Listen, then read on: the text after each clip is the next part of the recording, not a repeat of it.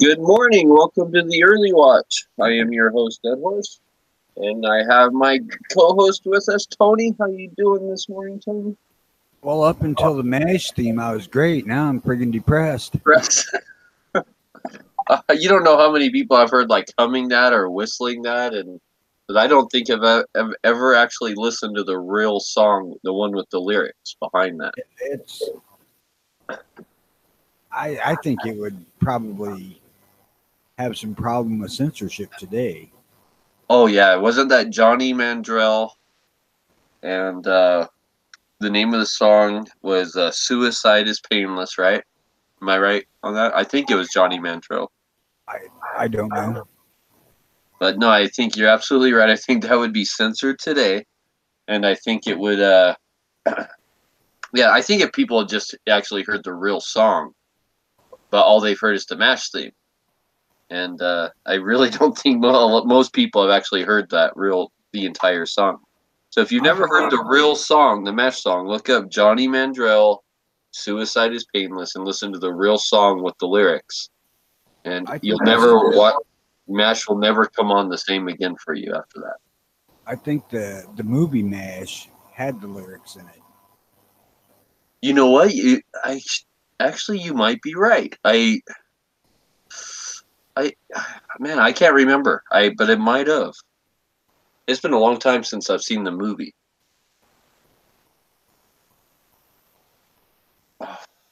I know I've heard the lyrics, and I haven't been. Back then I wouldn't have been able to seek out the song like I can today. What do you think? Is MASH one of the all-time 10? Let's just say top 10. Is that in the all-time top 10 TV shows of all time? I don't know. Probably it for sure in the top 25. I But really enjoyed MASH, not only as a kid, but even today. I mean, the way it mixed humor with serious stuff, you know, relevant issues of its time. Um, just, I mean, they did it brilliantly. What's his name? Alan Oneida, right? The guy, Hawkeye. I think his real name's Alan Oneida. Alda, yeah. Um, I really enjoy that guy. He reminds me of my one of my uncles, and just I really have always enjoyed the stuff he did a science show for a long time after Mash, and I've just always enjoyed everything that guy's ever done or been in. yeah, they did an outstanding job with MASH. It's one of the things I really need to be in the mood to watch. That is true. Kind of like the X Files, which would be another one that I figure is in the top 25 also. But I have to be in the mood to sit and watch that. I don't know with Scully. I think I can watch X Files anytime. I always had a crush on Scully. The subject matter gets a little black for me sometimes, so it's hard to watch. That is true. That is true. But I don't know. Scully was still a babe. Always had a big crush on her. Did you watch the newer X Files that they brought back like a couple years ago? No, So I think they brought back 2 seasons, and we watched the first season. I haven't watched the second season of it, but my wife has, and that wasn't bad. It wasn't bad at all. I will. I mean, I just hadn't thought about it. Some of the, like, I think in the fourth season, were around the time where Mulder and that freaking dude that played Lenny on Laverne and Shirley switched bodies. Oh yes, yes. He cleans out Mulder's bedroom porn stash. That was actually that guy's a great actor, and I think that was a two-parter episode because that guy switched bodies with a bunch of people, right? and they were trying to go around and get the right body back, and people were ending up in the body of the previous person, right? So that was actually like a really, really good like body snatcher little thing they had going on there. I think that was like a 2-part episode. Oh, it was a continuing thing that ran for a while. David Bowling joining us. How you doing, sir? Good morning, gentlemen. How is everybody today? Obviously less chipper than you. Hey, early watch is on, so I got an empty house to work in, and I get to hang out with you guys. That's awesome. Well, world is all just right then. Okay, so I guess we'll get right into it. Some 2A news. So this is coming from Los Angeles Times. That I guess I just read about this yesterday after our early watch show yesterday. So this would have happened the day before, and I believe that was the anniversary of the nightclub, the murders in the nightclub there in Orlando, was it? And the Pulse nightclub, yeah. So on that anniversary, when people woke up in Hollywood, there was a ton of like Gadsden flag stickers stuck everywhere around Hollywood. But with a instead of a yellow background, it had the different rainbow color backgrounds, the different rainbow color stripes, with the hashtag shoot back. So I had I guess it's okay for me to say I think it's the gay pride flag. So it had that with the Gadsden snake on it, and then with the hashtag shoot back. So I'll just read this. So 3 years ago, 49 of our brothers and sisters lost their lives to an evil person who killed them in a gun-free zone. It was utterly and completely sickening, heartbreaking, and frustratingly likely preventable. We and those who worked in a partnership with us, including the street artist Sabo and Pro-2A members of the LGBTQ community, responded with a message of empowerment. Hashtag shoot back. Irrational, hate-filled people cannot be reasoned with.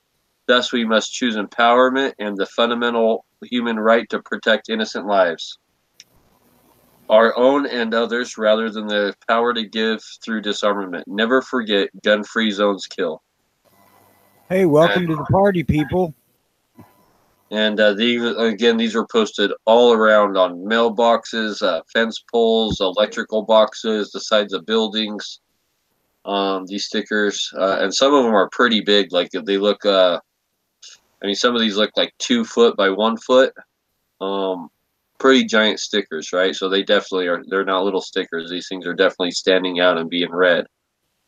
But a poster featuring a rainbow-colored version of the Gadsden flag and the hashtag shoot back in front of the Pacific Design Center in West Hollywood. Stickers and posters featuring a rainbow-colored flag and the hashtag shoot back were raising eyebrows in West Hollywood on Thursday morning in the wake of the massacre at the gay nightclub in Florida. So this is something that's, you know, I'm in full support of. I mean, they got to get that message out there. I'm fully 100% in support of these people having guns, using them, and having them on their persons. And, you know, I'm in support of everyone. But, yeah, I think that's a real strong message to deliver to that community, because I know that there is a large, I guess, subculture in that community that don't believe in the Second Amendment, that don't believe in people to have guns. Well, I'm not one to point out a day. I believe if you're American, you have the right to have a gun. It cuts across all boundaries.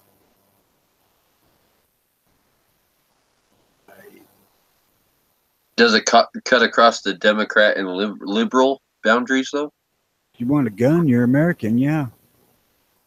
I am, but what about the culture of the Democrat and liberal parties and their philosophy? Like, I mean, gosh, like if you're a liberal or Democrat and you go out and buy a gun for self-defense and your liberal and Democrat buddies find out about it, I mean, I wonder how much they get ostracized and demonized for that. I wonder if that's a thing. Well, perhaps they take a look at their compadres in that instance and wonder if they're aligned with the right group of people.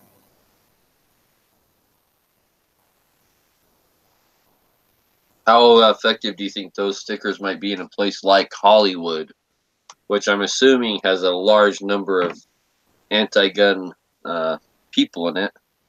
I mean, just look at all the actors and movie stars and stuff, right? But to go basically fill West Hollywood with stickers and stuff like this, like how powerful of a message do you think that's going to send to that community? I don't think it's going to do much of anything, to be honest with you. The people that are there, anti-gun wise, are going to ignore it. Maybe, probably. You're probably right. But if it gets a couple, right, to maybe do some looking into, some fact checking, stuff like that, if it maybe just brings over a couple. And I like the idea of how they used Hollywood as that target to put those stickers up because, well, that actually made the Los Angeles Times. That actually made it to the news. So then that even reached even more people, right? Remember, kiddies, sticking a sticker on your mailbox that ain't your address and name is a violation of federal law. All right, when I say mailbox, at least the one I saw when I say mailbox was, I guess, a maybe like a post office box, you know, like where those big blue ones. Oh, well, still same thing, I would imagine.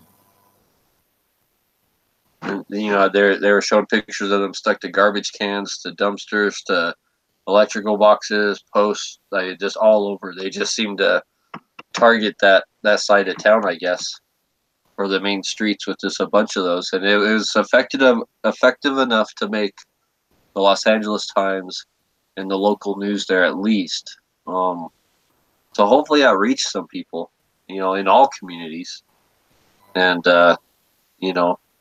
And I really like that message because if they search that hashtag shoot back, I mean, that message I read was basically the message they're going to probably come across. I basically think that the people on the hard left are going to just blow all that shit off. Because, for one, they pretty much don't care about it. They want everybody to not have a gun.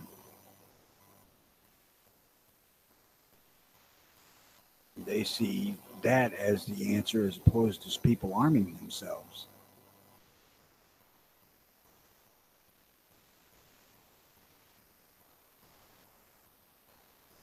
I agree 100%. I hesitate to use the word that's their logic because it's not logic at all. I don't know why people have such a hard time with understanding that you ain't ever going to get rid of the guns. You can ban all of them, still be here. Very, very true. Or you can implement all the restriction and things you want, like Canada has tons of restrictions, tons of this and that. You need a special license just to carry a handgun to and from the range, and it's only good to carry to and from the range. Yet I follow a lot of 2A Canadian activists that are trying to fight for their rights up there in Canada. And they post crimes all the time that happen in Canada, robberies and burglaries and murders and stuff that happen with guns, you know, and homemade guns and guns from all over the world. And just you're not gonna ever take the guns out of the criminals' hands. But right. That's when we talk about the they would go to bombing or stabbing or other methods to kill because there's been killings long before there was guns. The fact of the matter is there's no way to get rid of the guns. There's just so many. Well, look what London's done. London banned knives and guns, and they surpassed New York in murder rate with knives and guns banned. So now they have more murders in London than they do in New York. So obviously, just banning knives and guns just doesn't work. I think it's a way to. I think it's an effective way for them to pull a population control scheme, because poor people are more likely to be targeted, more likely to be attacked and robbed and murdered than people who live in richer gated communities and that can afford private security. And that, I think it's a way they're like, oh, we're going to let this run amok, and it'll be population control. It'll get rid of our poor. It'll get. I think that they're really trying to pull us something like that. I really do. I could see that in England because there's such a finite amount of space and resources. Yeah, they got 8 to 9 million people, I believe, on that tiny little place. So I'm just saying, I really think it's a way for them to effectively, take the guns out of anyone, knives and guns out of anyone that would use them to protect themselves and leave them defenseless. And I really think it's something like that. Like, how can we get rid of this undesirable population? Oh, I know, let's take all their knives and guns, and then they'll be the targets for all the criminals. I ain't there yet, but I am not going to say it's outside the realm of possibility either. Have you seen the poll that came out yesterday, the general election matchup? No.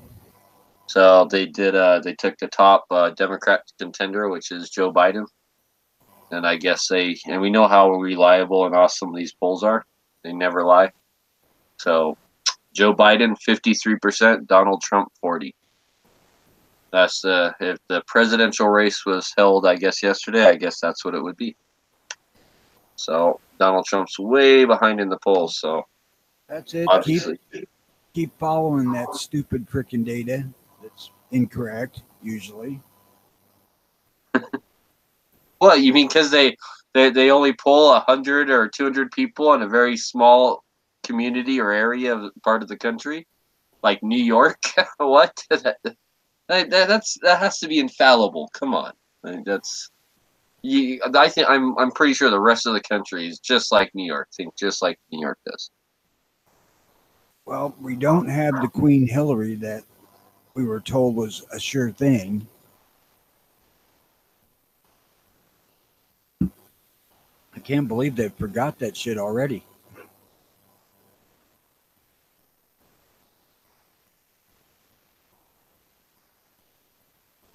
What do you think, David, about the Trump and Biden, the election, these polls out here that came out yesterday? Yeah, I mean, I don't really trust it. I'll wait and see what happens in November. Well, nothing's going to happen in November because we got to wait another year after that.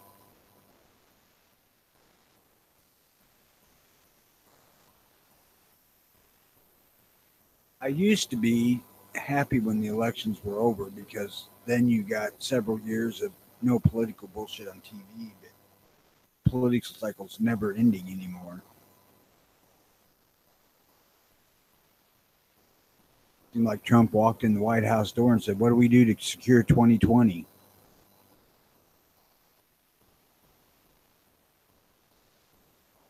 It's not just Trump. I mean,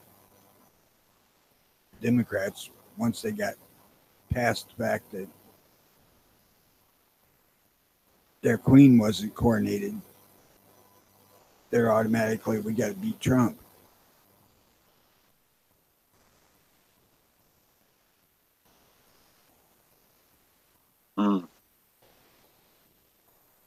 Let's see here.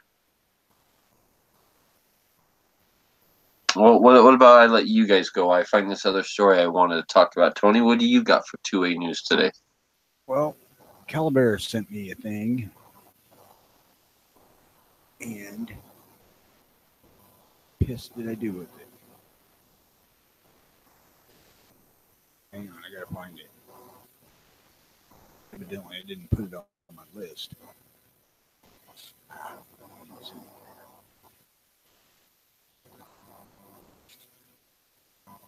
It's a California thing, but also nationwide, I believe.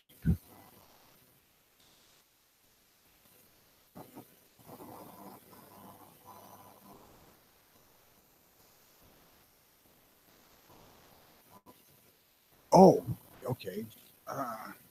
There was a bill proposed in, I think, the House to strip the legal shield from the gun industry and allow people to sue them. Yes, I did. I read about that. So what was that called? Oh, I saved something about that myself. So let's see. I don't know what the hell they're calling it. The law they're trying to change is Protection of Lawful Commerce and Arms Act. Yeah, the PLCAA. And what they're trying to call it is the Equal Access to Justice for Victims of Gun Violence Act. Is what they're trying to do, to allow people to sue gun manufacturers, or ammo manufacturers were mentioned in there also. How is it that anybody with any kind of rational thinking can blame a gun manufacturer or ammo manufacturer for a criminal using their products to commit crimes? How are they allowed to sue when the PLCAA was specifically put into place to protect these companies from this very thing? And yet states like Washington, Connecticut, and there was one more. It was Washington, Connecticut, and I think California were the ones that are the ones pushing this this Equal Access to Justice Act thing. And so those were the three main states that came up in what the thing that I read. And I just couldn't believe that. I just couldn't believe, like, you know, that they can go against this act, the very thing that it was put in place to, you know, protect. The very thing it was supposed to do. They're just circumventing this whole act. And I think that's going to have to be decided by the Supreme Court. I hope so. I hope so, because I think that would be an easy win.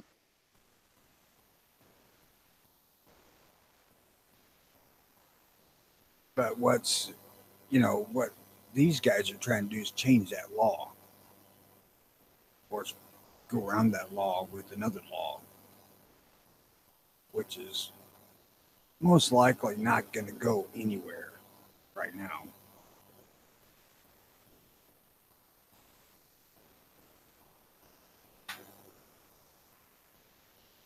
If any Republican wants to get reelected again, he better not vote for some stupid shit like this.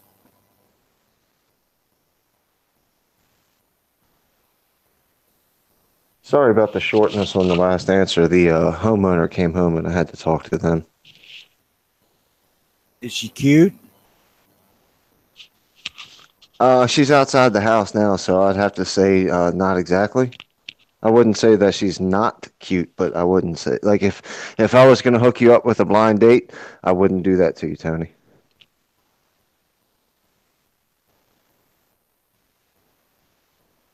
That's fair enough answer. So have you gone kind of from that PLCAA Act that's supposed to protect these companies? Have you ever heard of the Firearm Owners Protection Act?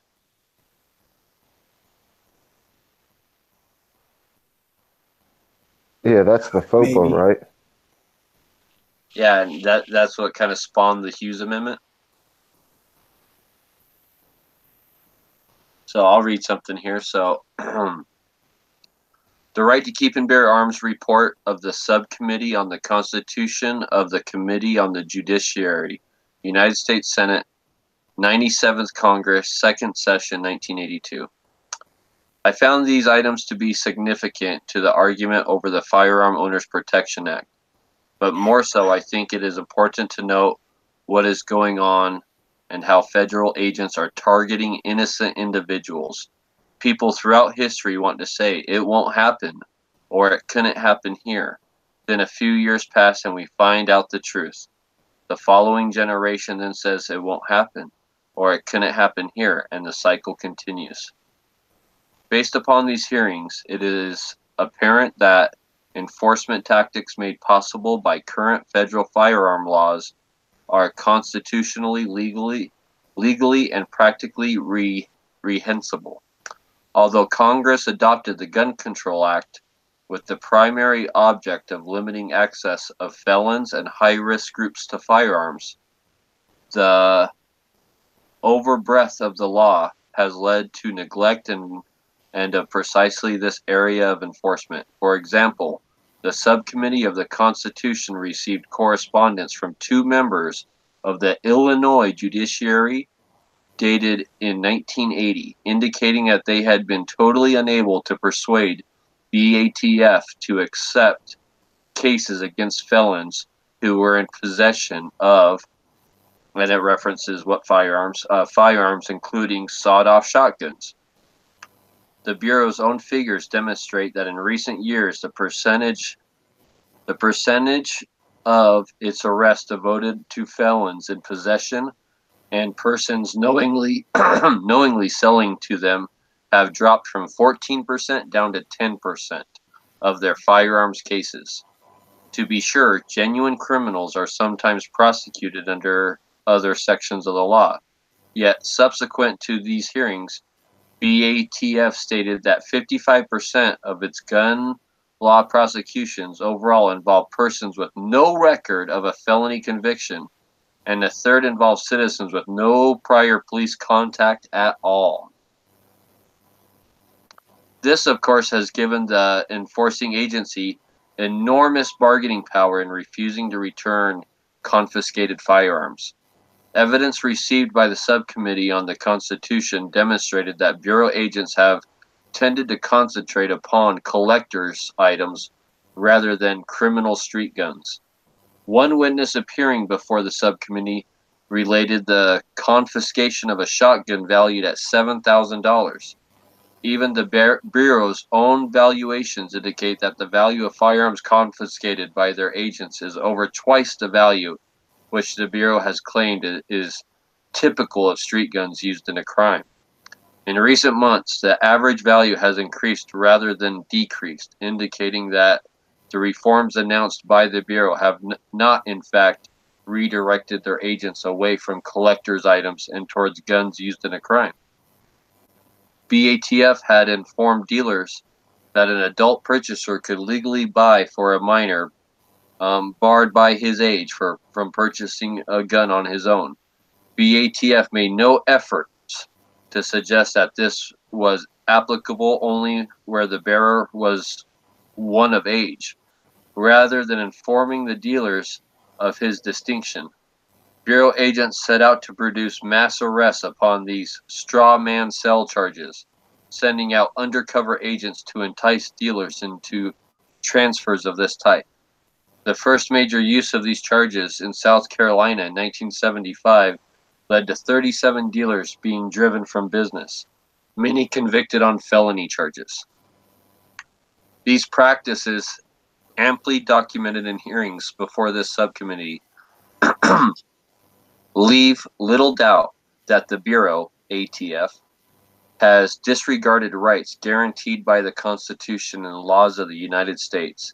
It has trampled upon the Second Amendment by chilling exercise of the right to keep and bear arms by law-abiding citizens. It has offended the Fourth Amendment by unreasonably searching and seizing private property. It has ignored the Fifth Amendment by taking private property without just compensation and by entrapping honest citizens without regard for their right to due process of law. In hearings before BATF's Appropriations Subcommittee, however, expert evidence was submitted establishing that approximately 75% of BATF gun prosecutions were aimed at ordinary citizens who had neither criminal intent nor knowledge, but were enticed by agents into unknowingly technical violations. In one case, in fact, the individual was being prosecuted for an act which the Bureau's acting director had stated was perfectly lawful.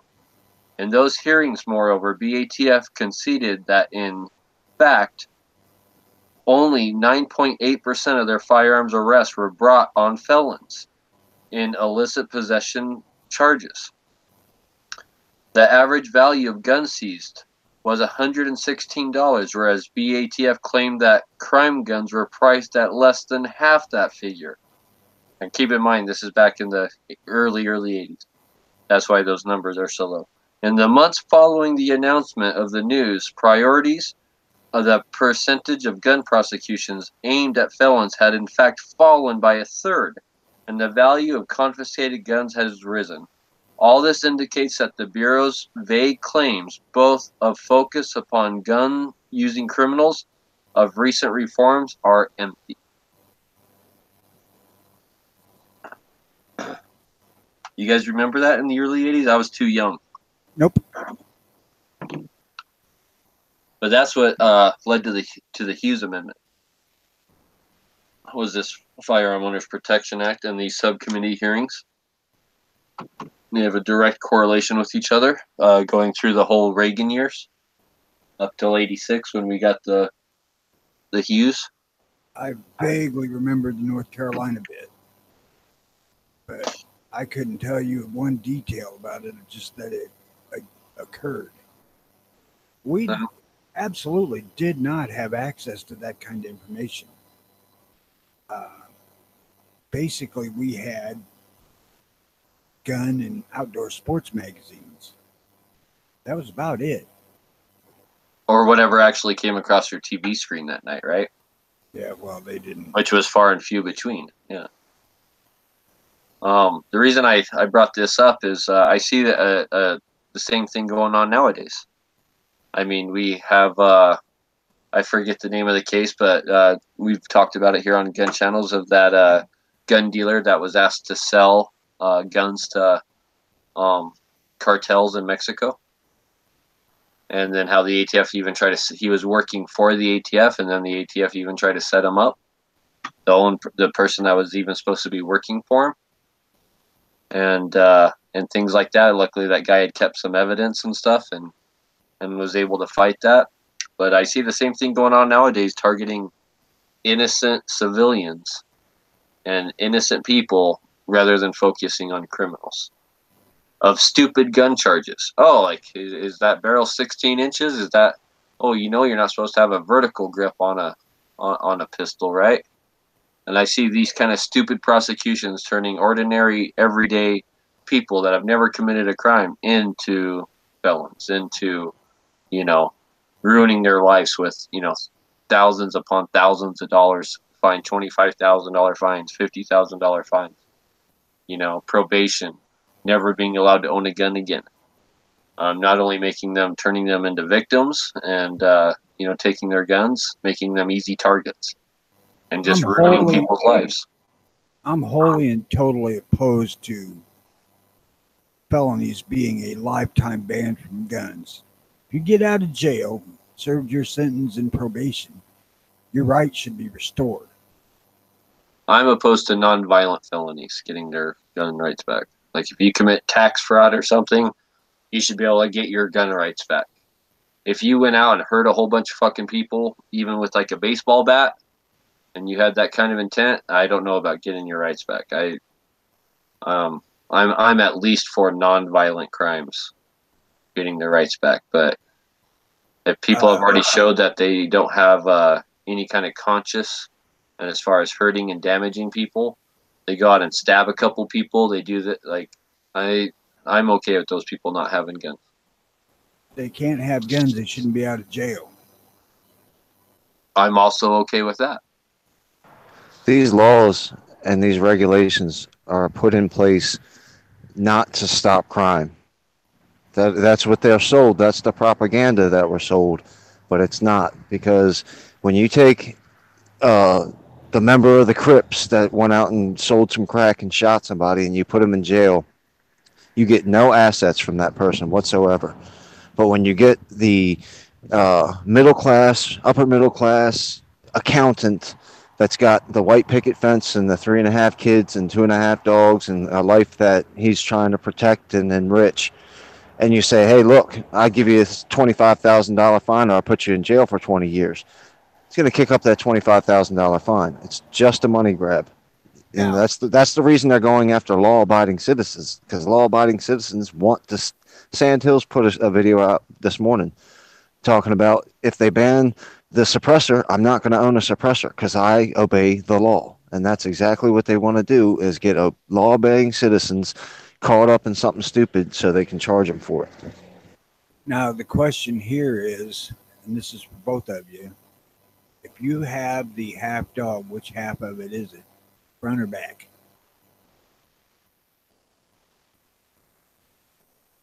If I only have half a dog, which half am I going to have?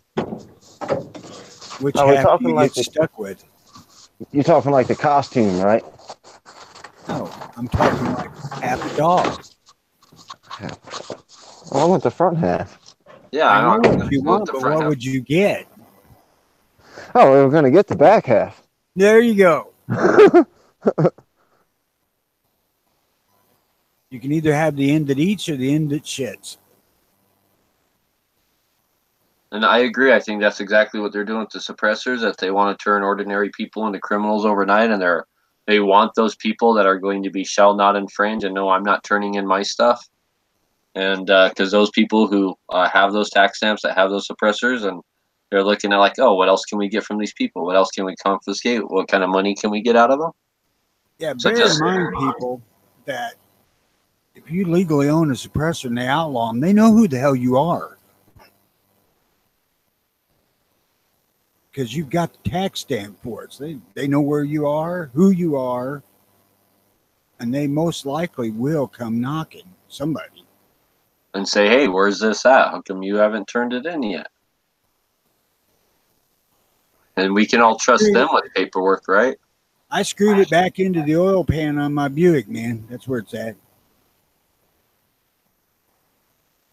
So I read an article about demonizing silencers and that they're evil death kill machines, and that 40 crimes a year are committed with silencers. 40. Like, that's so microscopic in a country of 350 million people, right? How many crimes are committed with bump stocks? Well, apparently none, the FBI says. But still, like, so let's say that there was actual 40 crimes a year committed with suppressors. Like, that is just a fly speck on any crimes out there in a country of 350 million people. But I actually dug into it, and because I believe that people who own suppressors are law-abiding citizens, and they're more likely to be a law-abiding citizen. So it turns out those 40, you know what those 40 crimes committed with suppressors are every year on average? You know what they all are? They're the suppressor themselves. That's the crime. It's not that a crime was committed with the suppressor. The suppressor itself was the crime. People making homemade suppressors and whatnot. Those are the crimes that they're using for those numbers. Oh, 40 crimes a year are committed with suppressors. No, those 40 crimes are the suppressors. 40 people were caught with illegal suppressors, or caught buying a illegal suppressor, or set up from the ATF. And that's the crimes on average. First off, we have got to get across to people who don't know that silencers ain't fucking silent.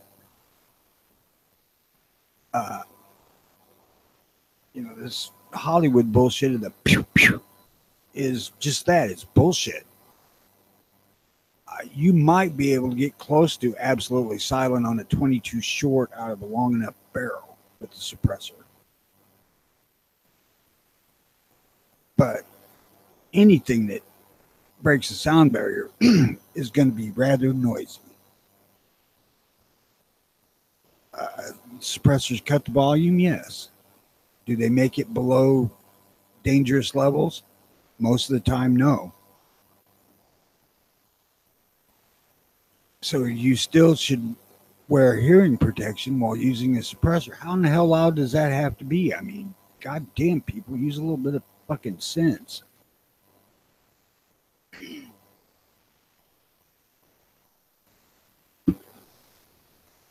So what do you think about my last point? Do you think that not only just suppressor owners, but gun owners, do you think that we're more likely to obey laws and stay out of trouble? That's proven.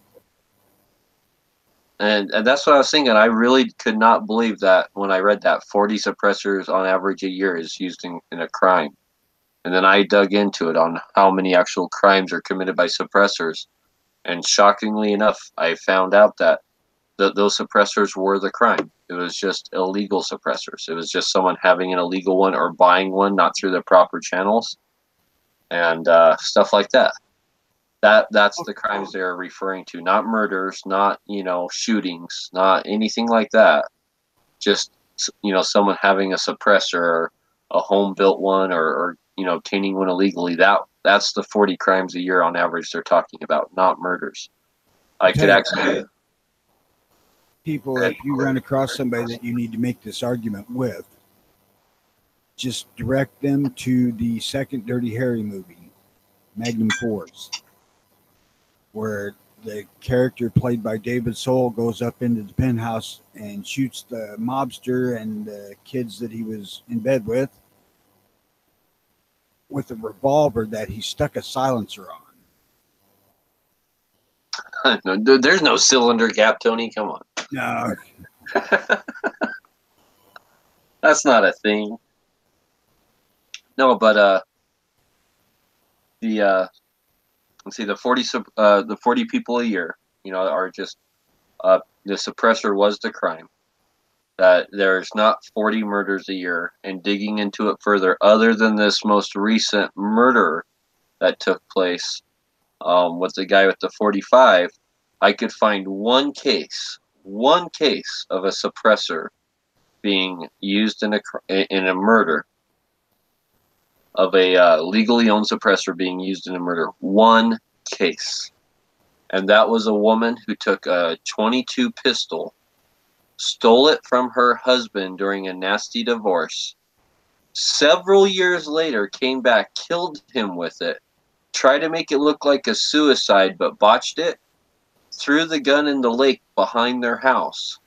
And of course, the FBI instantly found it and charged her with murder, and she was convicted. But that was the only documented case I could find from hours of research of an actual murder committed by a legally owned suppressor. Ladies, It wasn't legally owned, because when she took it from her husband, she wasn't the legal owner of it.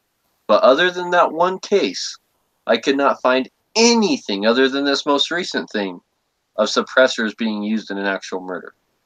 ladies, if you need to off your ex-husband that way, I would suggest you get somebody to give you a fat lip or a black eye and just say you was defending yourself. You'll get out free and clear. No problem. Ex-husbands, keep that shit in mind. I did my report for my YouTube videos for Hero Maxim the other day. And when I was researching him, right away when he developed his silencer, and I had to call it that because that's what they called it, even though we know it's not a silencer. But he faced opposition right off the break. People thought that gangsters were going to put it on their pistols and go around killing people. But the funny, the one that Maximum designed was for a rifle and a sealed breech rifle. A machine gun, wasn't it? Well, basically. And it wouldn't have worked on a pistol no matter what. But that's just the gun control nuts are the same back then as they are now. The thing of it is, I do not understand how these extreme left people are so against these when they're completely legal in Europe, whom they idolize. And it's mandatory. It's mandatory to hunt in most European countries with a suppressor. I'll be right back.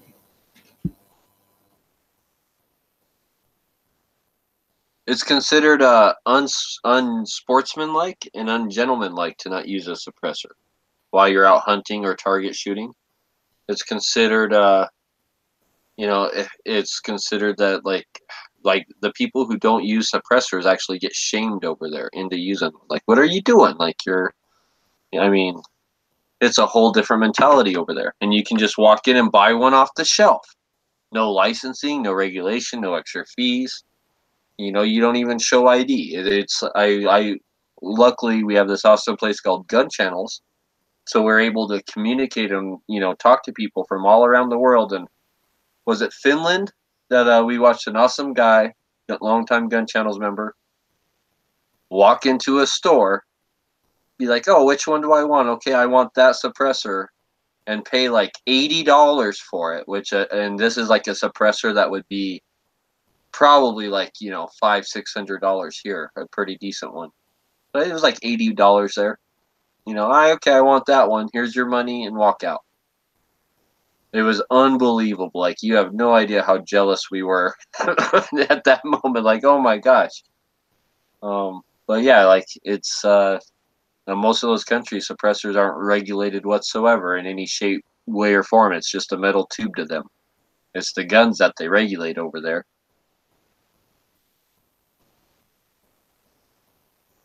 I wonder if we started digging into those countries on crimes committed with suppressors, stuff like that, if what they would say, like what kind of crimes and stuff. And because I don't know, I think most criminals like to try and conceal their guns and have them small, and most suppressors don't enable that. Most suppressors that I know, like almost double the size of the length of the gun, makes it a lot harder to conceal on your person. I think that most people who probably do own a suppressor don't carry it on their carry gun every day. It's just not a thing. How can you carry something that's a foot and a half long, in a holster on your person and stuff? And just, I don't know. They sure are trying to demonize him in any way, shape, and form, even blatantly putting out real false blanket statements like, oh, 40 crimes a year are committed with suppressors. Like, instead of just saying, oh no, 40 people a year get arrested with illegal suppressors. I mean, they're trying to twist facts and statements and brainwash people. I don't know how they get away with it, honestly. I mean, I think that these journalists used to be held accountable. If a journalist would have put out a story like that, I think like in the 60s, I think his ass would have been fired by anyone as soon as they found out, like, oh no, look at how incorrect that is. How you're trying to twist it. Now it's like promoted. If you tell the truth, you're the one shamed. Yeah. Well, that goes back to the story you were talking about earlier with the gay pride Gadsden flags. There's a fracturing. We always look at the fracturing on our side. The fights that we and the things that we can't get on the same page with. There's a fracturing going on the other side. The problem with the fracturing on the other side is they don't have right on their side. And it started right away. Look, Antifa last summer. Antifa and Black Lives Matter got together and started fighting each other right away. The left is not unified whatsoever, and they will destroy themselves. The problem is we're going to be stuck here cleaning it up. But slowly, look at the walk away movement. There is no walk away movement for conservatives. There is no walk away movement for gun activists or gun advocates. But if you look on the internet, you'll see endless amounts of videos of people walking away from the Democrats and the liberals and the libertarians or whatever the leftists you want to call yourself, because the lies and the corruption that they see. Hey, there's also a movement of guys walking away from women. Yeah, the MGTOW thing is directly related to liberalism, 100%. Men are getting tired of these crazy liberal women, not because men want women to get back in the kitchen and barefooted. It's just men want women to stop being nuts.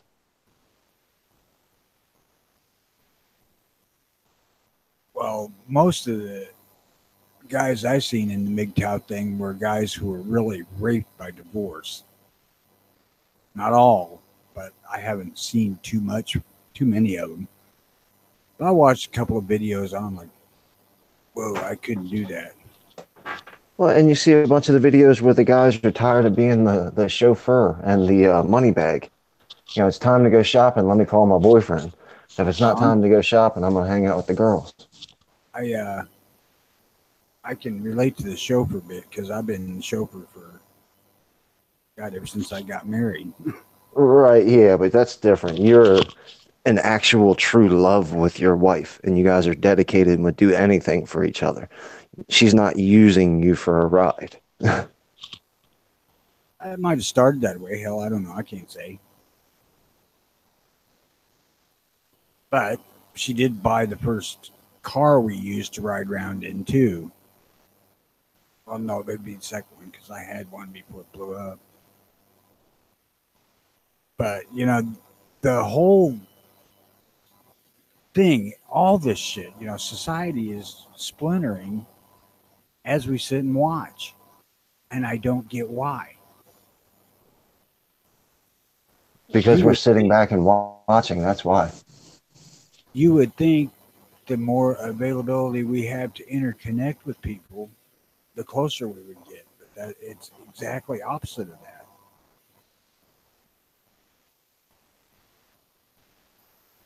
Did you guys hear about the Platte County principal that got suspended for a pro-gun tweet? No. So David Hogg, we all know who that kid is, right? The I was there, I was kid. So David Hogg made a Twitter that said something like, "Oh, contact your Congress and da da da, and push for gun control type stuff." So a Platte County principal, and Platte County's in Missouri, tweeted him a response tweet, I guess. I don't use that Twitter, so I'm not sure how all that works. But he tweeted him a response to that with pictures of himself and his kids holding and shooting guns with the hashtag America. And apparently the school district was inundated with calls from concerned parents saying that the principal was trolling poor David Hogg over just a couple pictures of himself and kids shooting guns. $10 says it wasn't parents from that school district. That's yeah, that's probably.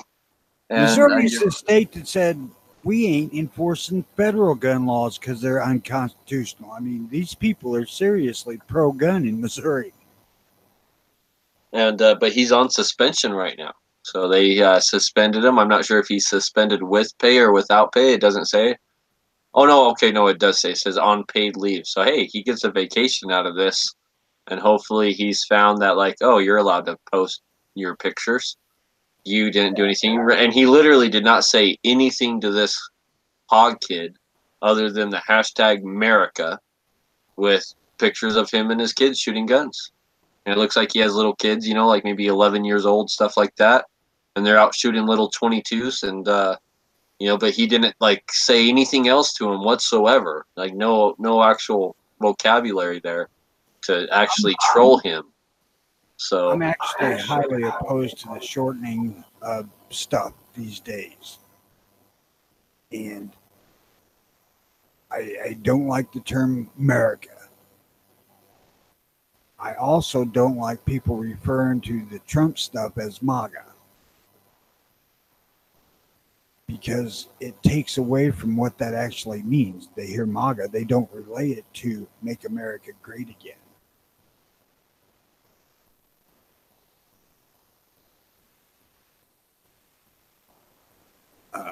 And that just annoys the shit out of me.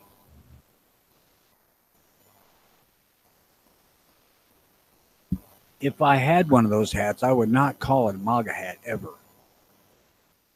I would say it's a Make America Great Again hat. I know, but this whole younger generation, they ain't got time, Tony. They have attention spans of like 2 or 3 seconds. They don't got time to sit there and listen for you to make a full sentence. I mean, come on. I get a kick out of watching news shows and just watching newscasters who can't pronounce words in the English language. I'm like, did you not go to school for this? At least like the 6th grade where they teach this stuff? See, I agree with that. The whole MAGA thing, maybe probably for the same reason. It might just sound a little different. I've said ever since Trump was running, ever since he got elected, and ever since he started his second campaign for president again, this is not about Donald Trump. Get over yourself for 2 seconds about his tweets and whatever kind of dumb stuff he says in his orange skin, and realize this is about the future of our country. I'm not the greatest Donald Trump fan in the world either, but he's my president and I voted for him. I'm going to happily vote for him again. But this isn't about Donald Trump. This is about either we're going to let our country go to crap or we're going to stand up and say no more. This is America and this is how America runs. Well, I know one thing we could do is we could all pick up the phone today or pick up our keyboard and send an email or make a phone call to Platte County School District and tell them that we support their principal. I know that's something we could do. We could start on a just a ground roots level like that and show these people, especially someone like a principal, that we support him. I mean, I think that's when I meet and pro-gun teachers and principals. I mean, I'm one that's firmly believed that our future is in our children's hands. And we have to raise our kids right. We have to educate them right. So when I come across pro-gun teachers and pro-gun principals, I want to give them my full support. So I will be making a phone call to Platte County today. And I will post their phone number in the side chat out there. But I think it's important that, just like Tony pointed out, probably most of the phone calls that they got were not from people in Missouri asking for this principal to be suspended. Well, let's make sure we get a bunch of phone calls from not in Missouri either saying, hey, no, we actually support this guy. That's a good idea. It does seem quite a bit of the time like if you're in that position, you're pretty much on your own.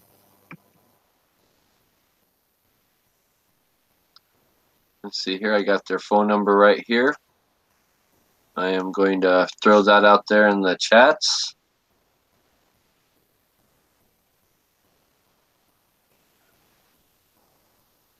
But do you think that's something effective? Is that something even worth doing? If it raises awareness with board members, then yeah, it's worth doing.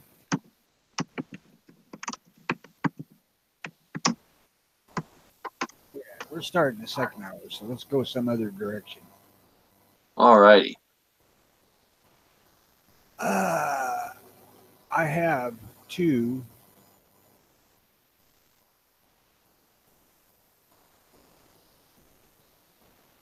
Here, I'll just post them in the side chat. You can do them. Good guy with a gun story. Sweet. I like good guy with the gun stories. There's the first one. This one comes from the American Rifleman. Both these do. In Milwaukee, an armed robbery turned fatal one night in mid-March. A man is accused of making arrangements with a woman to buy her computer and associated digital watch. This was great. He allegedly told the woman to make her feel more at ease that his girlfriend would handle the transaction. Police said the man gave his girlfriend a gun, which she pulled out while entering the woman's car, where the items were. Both women struggled over the gun.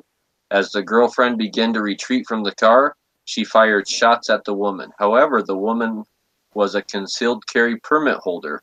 She retrieved her own firearm and fired back, striking and killing the girlfriend. Police determined the incident was self-defense. As a result, the man was charged with felony murder involving the death of his girlfriend. which it should be. Yes. Let's see. I found it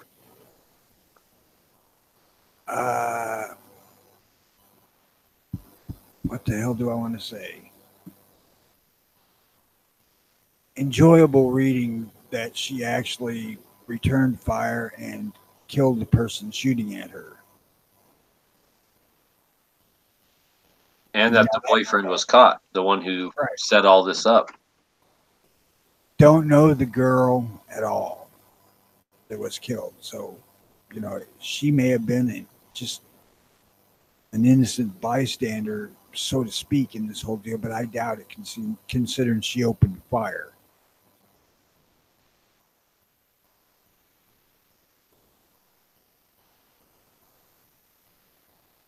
Well, if there's a shitty boyfriend out there that's, you know, giving his girlfriend guns and setting her up and telling her to commit a crime, I'm glad that both of them were put down and put away. Honestly, I hope he enjoys being the prison ward's girlfriend. Yeah. Oh, let's see. This next one comes out of Chattanooga, Tennessee. In a reported home invasion in Chattanooga, Tennessee, a man was doing his laundry in his residence when a would-be robber entered through the front door, spoke briefly to the homeowner, and then let two other men into the residence. The would-be robber took a pistol from one accomplice and demanded money from the homeowner. Surprising the apparent robbers, the homeowner retrieved a gun from underneath a couch cushion in the living room and fired several times at the men. One man was struck by a bullet and died. A physical struggle ensued between the homeowner and the first man who entered the residence, while a third fled. The homeowner broke free and ran to his bedroom. At the time, the first would-be robber apparently ran off. Police located both suspects and charged them with aggravated robbery. And that's why I'm a big, fan of not necessarily having your guns locked up in your house and not having them in a safe, and having a gun, in depending on what room you're in with you. And of course, everyone has to make this decision for themselves based on their kids and the age of their kids and stuff like that. But I'm all for having a gun in your living room, having a different gun for your bedroom, having a gun, if you're not carrying it on your person walking around your house, having guns in different rooms of your house. Now, see, there's a common thread between these two articles that is kind of why I picked them. And it's not just the good guy with the gun part of it. It was both these people had to retrieve a gun before they could put it into action.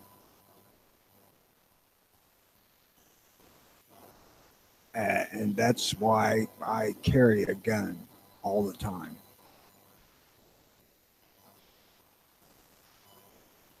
I don't have to retrieve it to use it. It's right here. All I got to do is pull it out.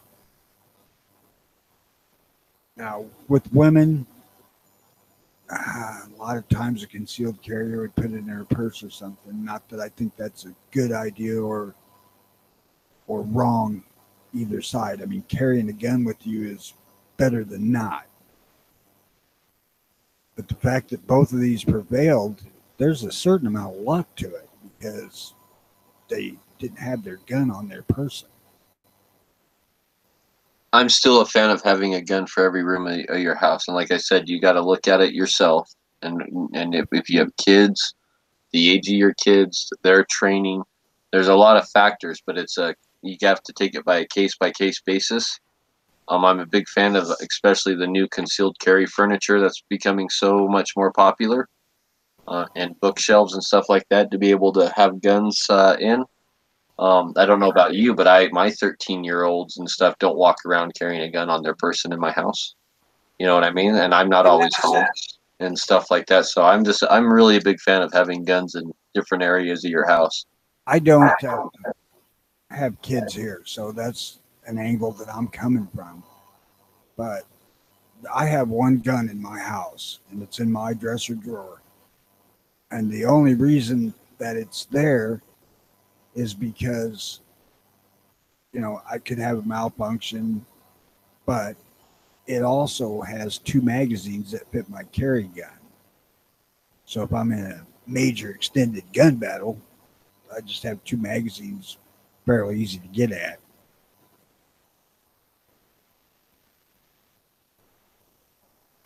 But as far as having a gun in every room, I can't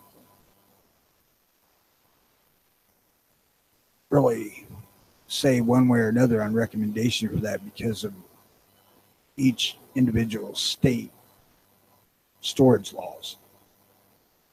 I believe here in Illinois that that is a crime.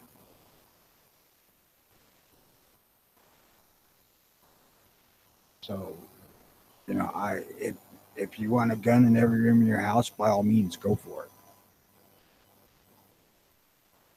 If you got young kids, remember that when you're gone and your younger kid has friends over, there's always that, check this out, this is cool.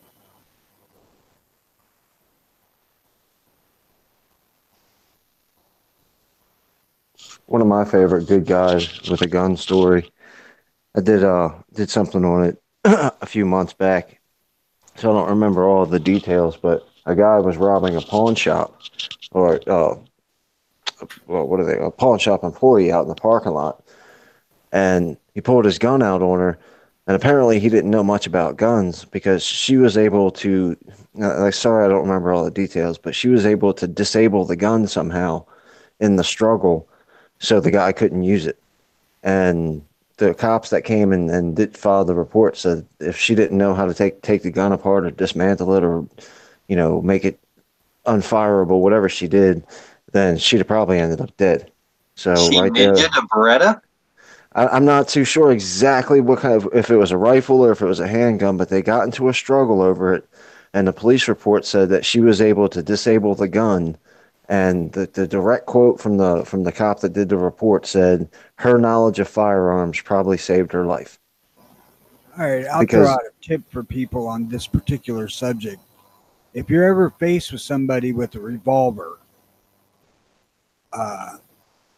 and you're not armed or you can't get your gun or whatever, grab the damn cylinder of the thing, because if they haven't cocked it, that will effectively stop it. They Oh, will not be maybe able that's to what she do did. it. Yeah, maybe it was a revolver.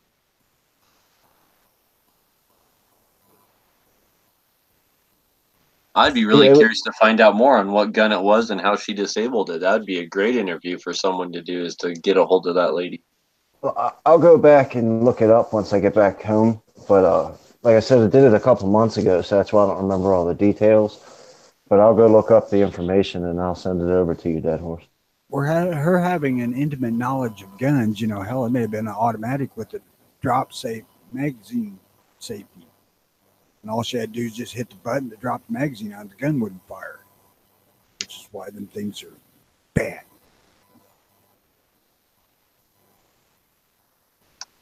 Record number of NICS background checks for May 2019. Is this a sign? 2,349,309 NICS background checks were performed in. And the thing about NICS is not every state uses NICS, right? So I can't remember. Was it 19 states that don't use NICS? I'm probably getting that wrong, but We don't. But just of FBI NICS background checks, record number this last May of over 2,300,000. Wow. And that was up more than 300,000 from the previous last year in May. So more and more people every, from these numbers I'm looking at, on average, over 2 million checks every month. Just think about that, you anti-gun people who think guns are going to disappear if you ban them. 2 million a month. Yep, Those on average NICS over 2 checks million a month. are for one or more guns, most likely. I mean, believe me, I have bought enough guns at one time to have to use 2 of the 4473s because there wasn't enough room on one. And I'm sure a lot of other people have done that too. I think there are only have room for four or five, but there there's so many more guns than people realize.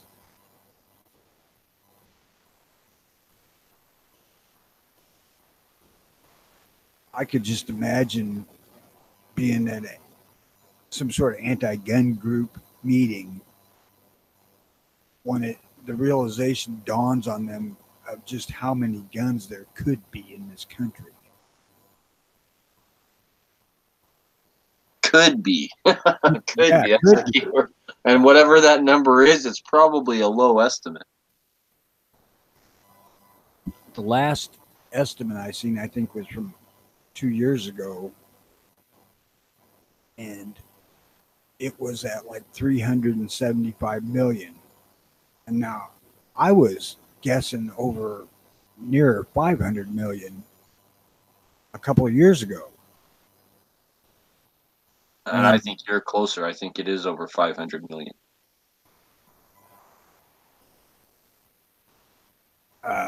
You know, there's so many, and they're not going away no matter what the fuck you do. What you're going to end up doing with that sort of thing is just arming the criminals better than the citizens are, which is going to be extremely detrimental to society. Well, and the one thing about these 2 million numbers, so I can't remember how many states it was. I want to say it was like 19 states that don't do the NICS background check, something around there.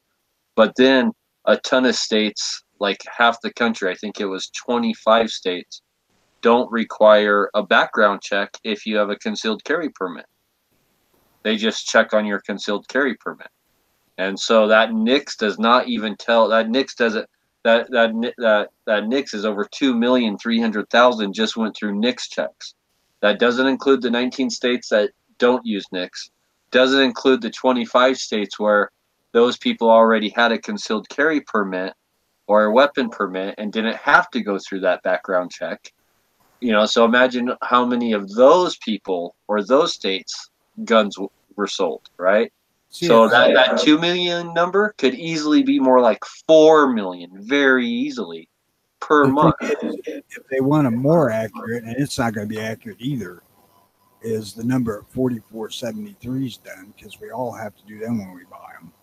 I mean, at a gun shop or from a licensed FFL. But that still ain't accurate either, because you can have 4 guns on one, or 5, or however many spaces there are.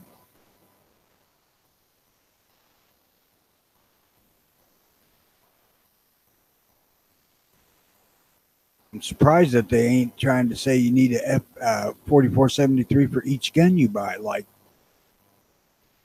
the first gun you buy, you're legal, but the second one, you're going to be illegal standing at the gun counter. Wait a minute. But that is the logic that a lot of that anti-gun stuff is like.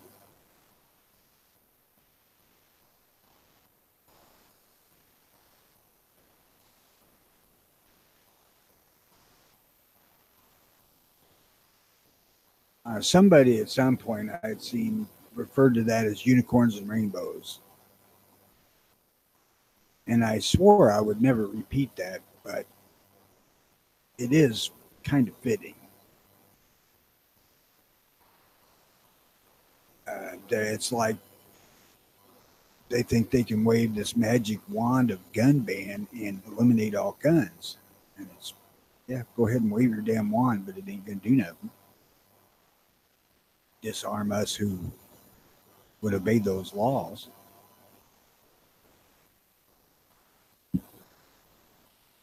Now, what do you guys think about confiscating firearms during a disaster like they did in New Orleans?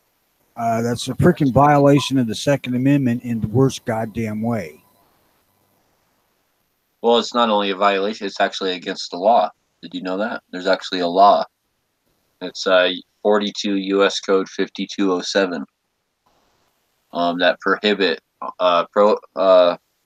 prohibition on confiscation of firearms. No officer or employee of the United States, including any member of the uniformed services or person operating pursuant to or under color of federal law or receiving federal funds or under control of any federal official or providing services to such an officer, employee, or other person while acting in support or relief of a major disaster or emergency may temporarily or permanently seize or authorize seizure of any firearm, the possession of which is not prohibited under federal, state, or local law, other than for forfeiture in compliance with federal law, or as evidence in a criminal investigation, or require registration of any firearm for which registration is not required by federal, state, or local law, or prohibit possession of any firearm or any rule, regulation, or order prohibiting possession of any firearm in any place or by any person which such possession is not otherwise prohibited by federal, state, or local law. And it goes on and on and on, but basically, even if a natural disaster is declared, even if emergency powers are declared, they cannot confiscate your firearms whatsoever. The but on this is that's at the federal level, not at the state. It says federal funding. I don't know any state that doesn't receive federal funding. Yeah, well, you may be. And it does say local law. I mean, it does say federal, state, or local law. I mean, Well, those in the New Orleans Police Department, whichever ones were involved in that, should be freaking prosecuted. oh, I agree. But a lot of people aren't aware of that. That's if people want to read that up, there's a lot more to that. But that's 42 U.S. Code 5207. I still can't believe that took 3 years to surface. Or for people to get their guns back. No. For the information about the confiscations in New Orleans to become public.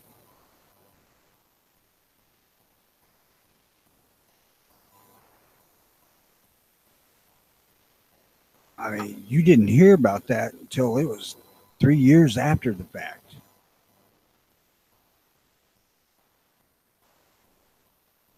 And is that we didn't hear about it because of just major news didn't roll with it or pick it up, or it just wasn't in the 2A community in general? I don't have any idea what happened. I'm assuming it was kept quiet as long as possible.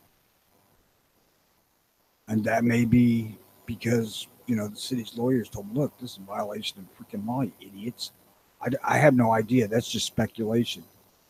But for some reason, that should have been on the wire the day it happened. And we did not hear about it. And everybody I've ever talked to about it said they didn't hear about it for at least 3 years after Katrina. Yeah, I don't remember. I don't know if it was exactly 3 years, but I know I didn't hear about it until well after Katrina. Till well after.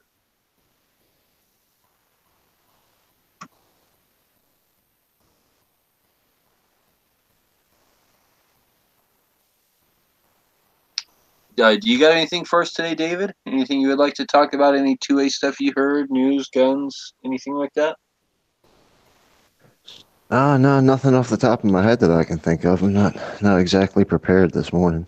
That's all right. I got some more frivolous stuff. Go for it, Tony. Looking at an article in the American Hunter or the American Rifleman, one of the two, it don't matter, asking if the .22 Magnum is sufficient for carry, self-defense.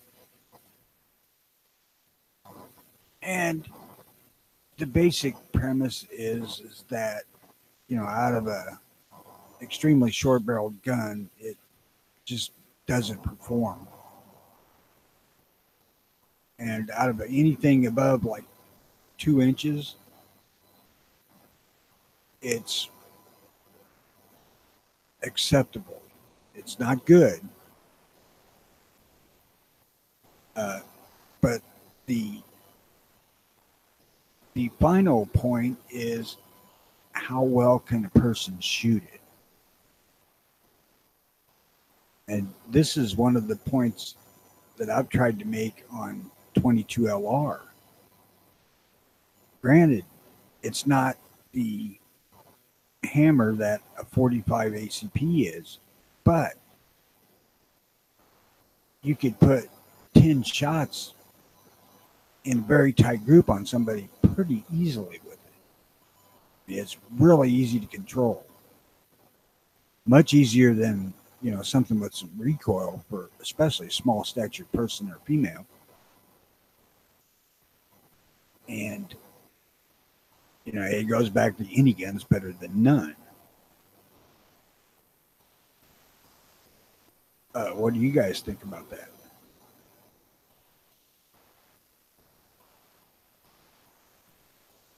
I'm all about use what you have, use what you're most comfortable with. I'd rather see a lady have a 22 Magnum or even a 22 long rifle that she could actually shoot well, that she was comfortable with, than a lady who every time that she squeezes the trigger of a 9mm, she's closing her eyes and flinching and can't even hit a target at 5 feet.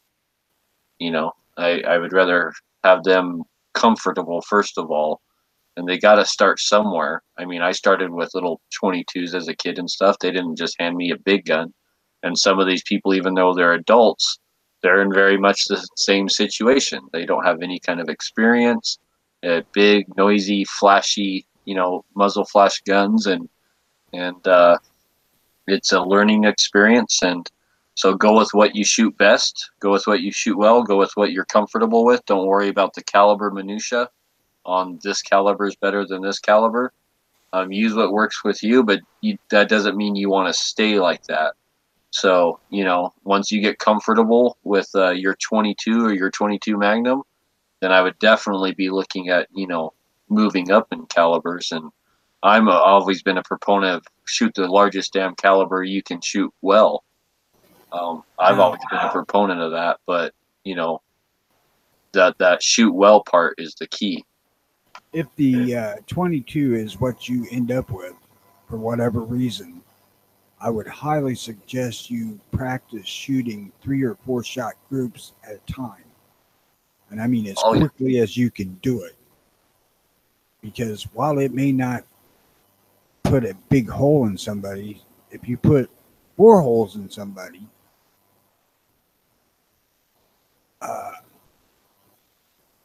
you're most likely going to put a stop to the undesirable activity that's occurring. One shot likely will stop it. Hell, even presenting a gun is most likely to stop it, according to statistics. But if you're shooting a gun that's not capable of inflicting as much damage as people say they should, then you need to put more holes in what you're shooting at to inflict more damage to get the thing to stop whatever's going on. I am absolutely not opposed to carrying a 22. I do not feel undergunned when I do it.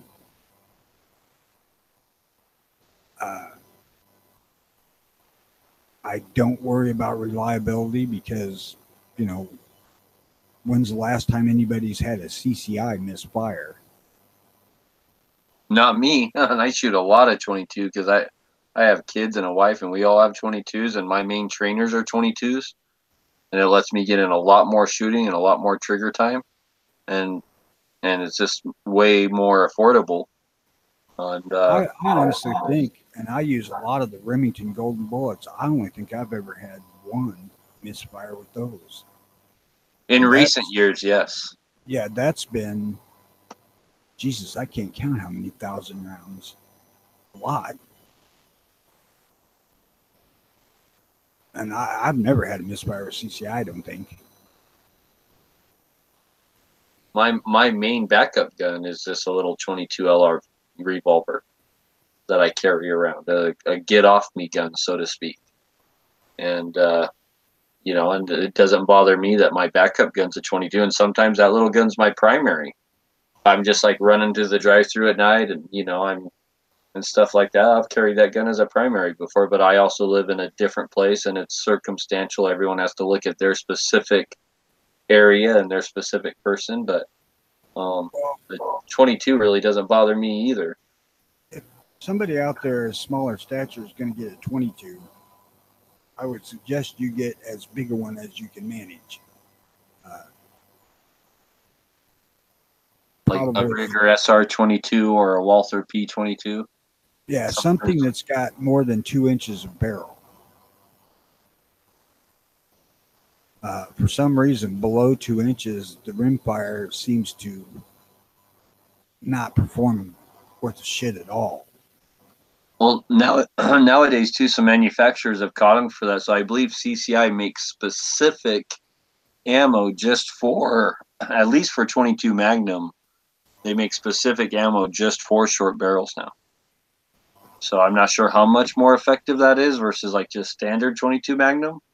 But I know that they do have specific 22 Magnum ammo just for short barrels now. So for you girls out there, I can assure you that like a PPK sized gun or what the hell is that compared to in Glock? Like 34? Anyway, a compact gun, which is not compact, but you know, in 22 is going to be so easy to handle that you can get onto it pretty short order. Well, it's definitely a good starting point, and I just don't think people want to get too comfortable with that. As soon as they can shoot that well, that's maybe when they want to start looking at getting a 380 or a 9mm or something like that. As soon as they feel that they've mastered the 22, but I'm not opposed to them just having a 22. And that's how I started my wife off. You know, she had zero experience with guns. That's the first gun I got her, was a little SIG 22. And after she had that for a year, we moved her up to a 9mm. And I would say that if you're in a situation where your significant other or whoever will not go with rimfire, the next choice for that would be 38 Special. It's another one that's relatively easy to shoot. And it was the effective cop round for 38 Special's been putting dicks in the dirt for 100 years. So yeah. And it is easy to shoot. My wife's a fairly small woman, and she took to the 38 Special revolver quickly. I mean, and the guns are a little heftier too, and they're just, you know, and I like simplicity also. I don't want to get someone with like a gun with 4 different safeties. I like the simplicity aspect to a new shooter also, of something just like a revolver, just being able to do nothing but point and squeeze the trigger. Yeah, the small frame like Smith or this Rossi 851, which is I think the size of a K-frame. But I'm not that familiar with Smiths other than N. I could carry the gun with no problem. I mean, it's not heavy. It's an all steel revolver, so it's, you know, heavier than a Glock or something, but that gets away from the 22 thing. I have no problem with somebody carrying a 22 if you know how to shoot it. If it's what you shoot good, don't really worry about it, because 1, the odds are you using it are pretty slim. 2, the odds of you actually having to fire the thing are also slim. And the odds of the guy or girl continuing to advance the situation after you poke 4 or 5 holes in them, or shot at them in general, just shooting at, like, most people don't want to be shot. A gunshot goes off in their direction, most people turn and run. Like, we have those guys that are hyped up on drugs and stuff, like those I think are even like much rarer cases, but most defense videos I've seen where the suspect wasn't hit, like after when like as soon as the shots start going off, these guys are running, jumping out windows. They're trying to get away. It's that whole life or flight thing, right? For all of you out there that are fixing to do the yabbit thing, yeah, but well, you can yeah, but any situation where the gun that you have is not enough. When in reality, most likely a freaking single shot would be enough in a one-on-one conflict. And if you go up against the gang, I don't give a shit what you're carrying, you're likely going to end up dead. You know, you want to protect yourself. And the statistics show that, you know, 2 point something or other, 3 point something or other shots are fired in that situation. And that is not including the situations where the gun is just presented and the situation stops. Because if they included that in there, then there would be like 0.01 shots per engagement because, you know, the gun stopped it, but it wasn't fired. You know, and that's a vastly larger number than the gun actually ever being used to shoot somebody. Well, look at what's his name, Hinckley, right? The guy who just got out of prison from the Reagan thing, right? Yeah. He not only almost killed Reagan, he killed a Secret Service member, right, with just a single shot from a 22, right? He also did, God, what the? Brady. He shot him in the brain, disabled him.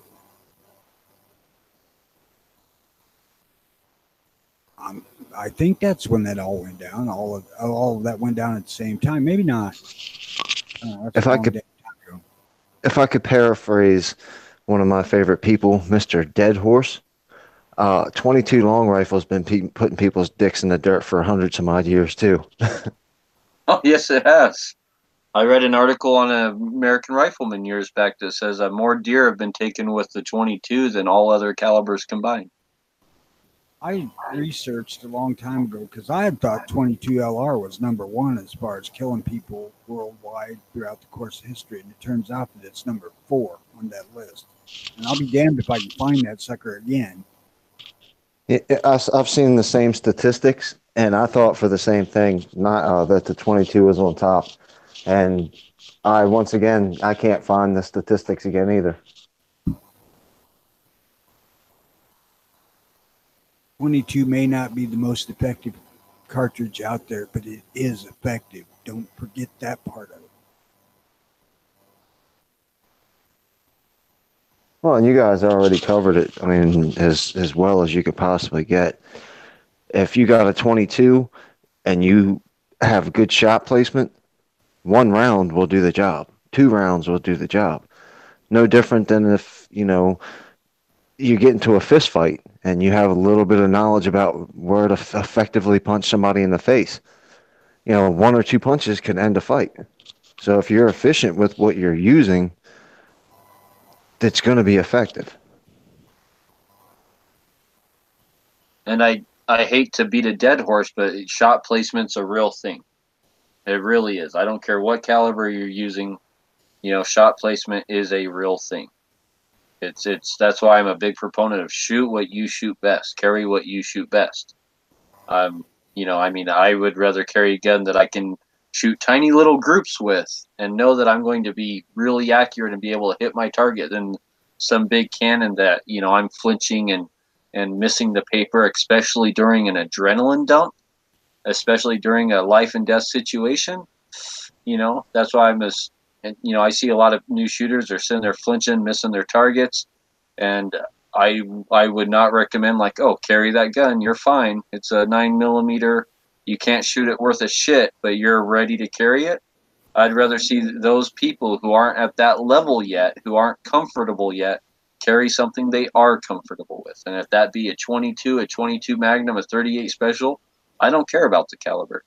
I'd rather see them have something they're comfortable with, something they can actually put rounds on target with, especially under stress, than just going off caliber alone and relying on just a caliber to stop the fight. Calibers don't stop the fight. I mean, that's not what's going to end or stop the fight. It's shot placement. It really is. And Well, I want You to can miss people all damn day, and they're still going to come after you. You know. I want to reemphasize the fact that it would be it'd be easier than any other caliber with a 22 to be able to group 4 quick shots. And I just grabbed the number 4, 3, 5, it don't matter. And put them in good shot placement should you need to. So you could just do, like a miniature mag dump for the first 3 or 4 rounds and still be good on target. Well, we've all seen those videos where the guy takes his girlfriend out to the range and sticks a 44 Magnum in her hand for the first time, and when she pulls the trigger, the gun flies out of her hand. I, for one, don't really think those videos are funny, but, you're free to watch what you want to watch. But if you put it into a perspective, what happens when your girlfriend's getting broken into in the middle of the night and she picks up that 44 Magnum, pulls the trigger, and the gun flies out of her hand? So just because it's a 44 Magnum doesn't mean it's the best gun for Jane or Steve or Bob or whoever you might be. If I was at a range and seen somebody do that, I would have to bitterly fight the urge to stuff that 44 Magnum in their rectum. Well, and a lot of people, they can't afford to go out and shoot hundreds of rounds of 9mm every weekend until they get really comfortable with it and they can shoot it really well. There's a learning process there. I guess there are some people that are totally natural to it and they picked it up the first time and do really well. I don't think that's the majority. 22 lets people, especially people that can't afford, larger calibers, get out every weekend, get that training they need, get the experience, get comfortable, and it lets them learn guns. It lets them learn shooting techniques, and that will transfer over to any other caliber. It will. That's why 22 long rifle is my favorite trainer. And any girls out there, if you want a 22 or have a 22 and you have a boyfriend, husband, girlfriend, however it works, that says that it's absolutely not effective to use, ask them to stand there and let you shoot them with it. Bet they won't say yeah. Or just break up with them.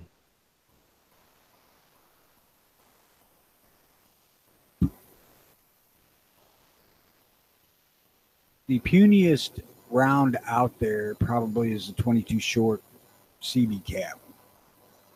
And that used to be the favored round of Hitman because with the silencer, it would be nearly silent.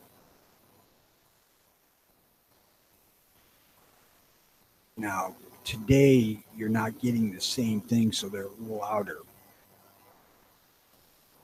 But, that little 22 bullet running at probably 800 feet per second, which is pretty low for 22, will penetrate somebody's skull and eventually and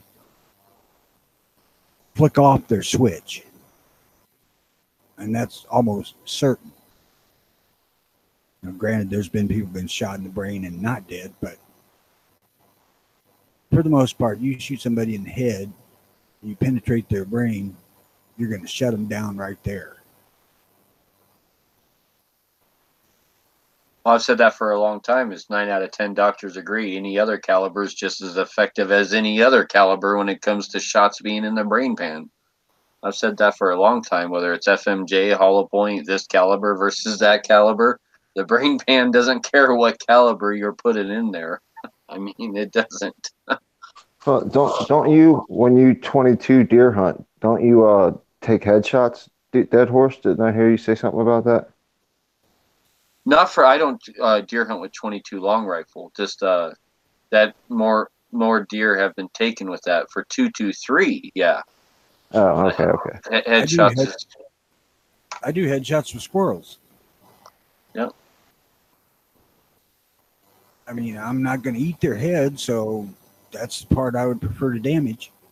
So Tony, so let's say someone did have like a little Walther PPK 22 or a Walther P22 or Ruger SR 22 pistol, and let's say like they got it for their girlfriend or their first gun or something, and and that's going to be her gun for the next while, learn on and stuff like that.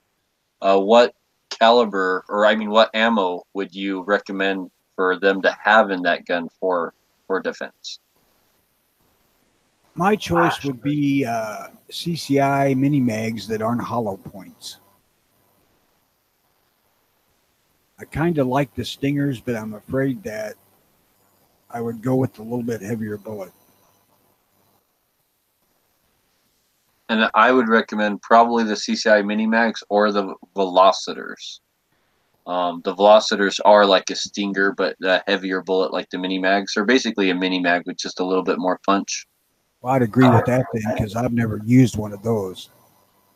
So they're a 40 grain projectile, and they just got a little bit more punch than a mini mag. Please, But for short barrels, if you do get a gun with a short barrel, a 2-inch barrel, I like the Stingers then. The Stingers seem to get a little bit more oomph and velocity out of short barrels. If you get one, whatever ammo you are going to buy to try, please try it thoroughly. Because it may love Stingers, it may love mini mags. And either one that it likes, it may hate the other one. So, be sure that you know what it does with the ammo you're going to carry. And get the best ammo that performs the best out of the gun. And I'm not talking about terminal performance. I'm talking about accuracy performance that you can be the most accurate with. And reliable. Something that's running reliable, right? Well, I think the CCI, you're not dealing with an issue there. I would not carry bulk ammo if I were somebody else. I carry bulk ammo sometimes because it's just what I happen to have things loaded with. But, if you're going to carry this gun specifically for protection, spend a little extra money and buy the CCI, because in my experience, it is exceptionally reliable. And I think maybe what David was alluding to, what he may have heard me say, is that like for my little backup gun, my little 22, I'm more likely to run into a deer on the side of the road that's been hit by a car that I may have to dispatch. And that's where like the little 22 can also come in handy, is in situations like that. And again, that's, where we run into that in more rural areas than like big cities. But, am I going to pull out my 45 and dispatch that deer, or am I going to pull out my little 22? To put it there, Here's a little tidbit about deer and poaching. And I'm not relating this because I poached deer, because I haven't. I relate this because I was a coon hunter. You're walking through the woods, even running behind a few dogs. As long as the dogs don't chase the deer will ignore them. They're just another animal in the woods to them. And if you're carrying a mag light or some other bright light, when the deer see that, they will react to that just like car headlights. They will freeze right where they are, and you can walk right up to them. Place your 22 behind their ear and shoot them. Unless you take that light out of their face, they'll stand there. And I've seen this on numerous occasions. So, that's likely how a lot of deer are poached with 22. Now, you shouldn't be doing that. I mean, that's illegal. No, that's why even spotlighting deer now, and I don't know about every state, but here you're not allowed to spotlight them at all. It doesn't matter if you're poaching them or not. You're not allowed to spotlight a deer here. Well, this technically isn't illegal because you're not out there to spotlight deer. You're out there to spotlight coons. Oh no, I know exactly what you're saying. If you inadvertently hit a deer, which is how we did it the first time, and the deer stood there and froze. Now my coon dog, he was a Grand National champion treeing dog. He walked up, he walked around the deer and took off. He wasn't the least bit interested in that deer. He was just checking to see if it was another dog, maybe a chick he could bang, probably. But yeah, it's not hard to kill deer with a 22. It's just a matter of shot placement and timing. If I could only have one gun, it would be a 22 rifle. I would probably agree with that.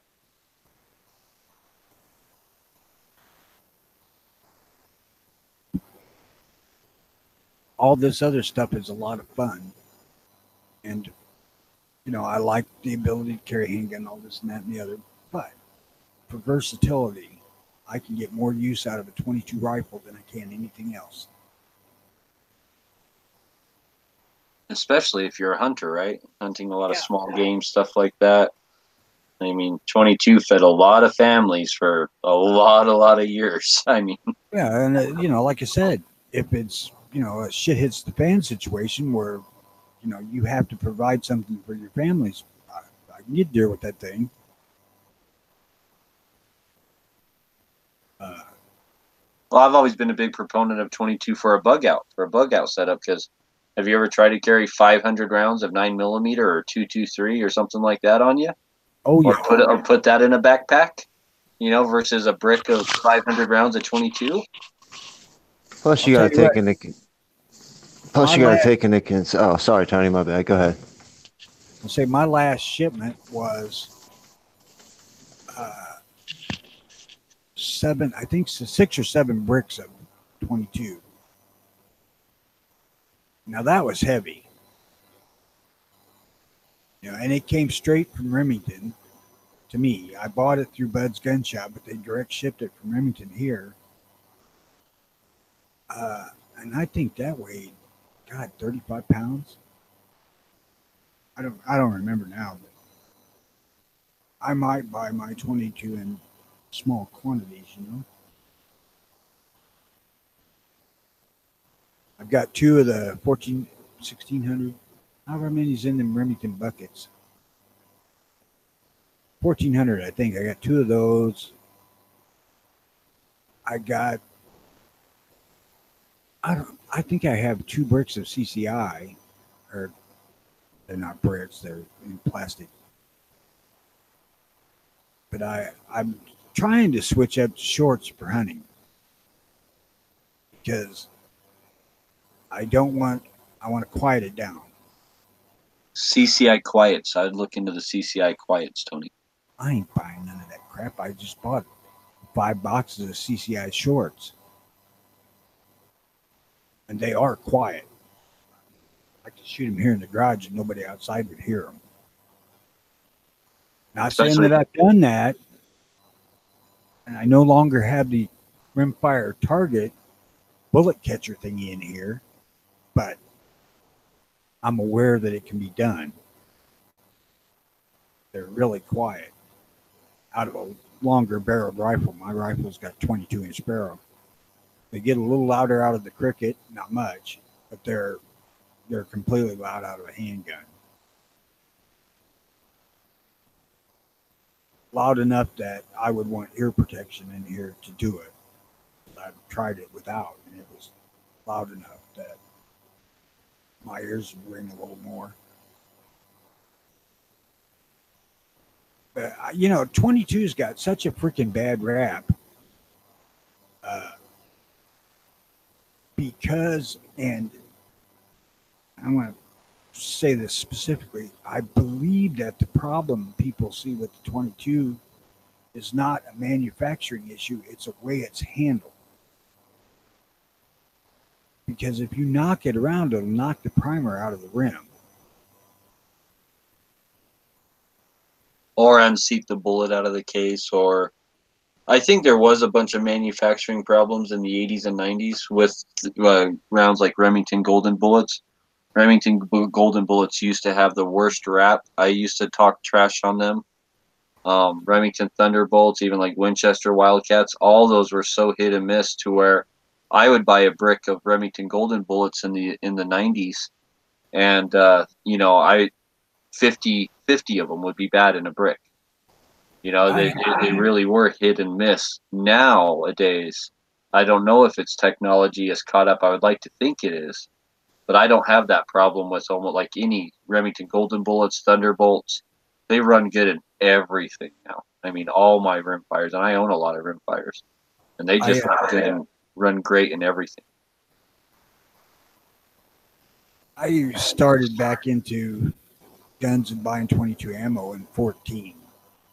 So when I got into it, we were in the middle, I think it was 14. We were in the middle of that drought of 22 LR ammo. And all I could find to buy in bulk was Aguila Super Extra. And first brick of that stuff, I had so many misfires that I will not ever buy that crap again. Nope. I won't even buy their centerfire ammo. I've had a bunch of problems with their centerfire ammo also. Now, in all fairness to them, the second and third brick performed noticeably better. It wasn't quite as good as some of the other stuff, but it wasn't god awful either. I mean, probably 1 in 100 failures, where I was having, God, 5 to 10 failures, 100 out of that first brick. You know, it could be just that the brick got dropped in the box or some crap like that. Who knows? But it's enough to turn me off of them. Well, I think the guns have improved too. The magazine's always been the weak link. Semi-auto guns with magazines have always been the weak link on 22s with rim lock and just feeding issues. So I think not only have the guns improved, I think the ammunition has improved. Nowadays, I specifically use 22 long rifle. I have trainers that are exactly like my carry guns and my home defense guns that I train with 22. And everything's so reliable and so great nowadays. I can't even remember the last time I've even had a malfunction in my M&P 1522 or my M&P 22 handgun. It's just not a thing anymore. I can go out and shoot it through an entire brick and not have any issues. Now, this is where I deviate from a lot of people is I prefer tubular magazines on my 22s. I have, I think, 3 of them that are that way. All of my long guns that are 22 are tube magazines because I just won't buy anything else. You do not have those magazine issues with the tube. I prefer the tube magazine as well. Anytime I buy like one of the banana shaped clip magazines for a 22, I get failures all day long. Same thing with like the little fat ones that are kind of like a drum, like a 10-round drum or whatever. I always get failures. When I have a straight, basically single stack or double stack magazine, it works fine, and my tube fed magazines never fail. I can put 27 shorts in my 2 22-inch barrel Marlins, although the semi-auto will not run them. And it says specifically on it 22 long rifle, where the others I got a little Browning lever action that will shoot shorts just fine, but it's shorter. It's 20-inch barrel, and I think it'll hold like 22 or 24. And this is with one in the chamber. The Marlin, the way that thing is laid out is it holds one in the chamber and one in the gate.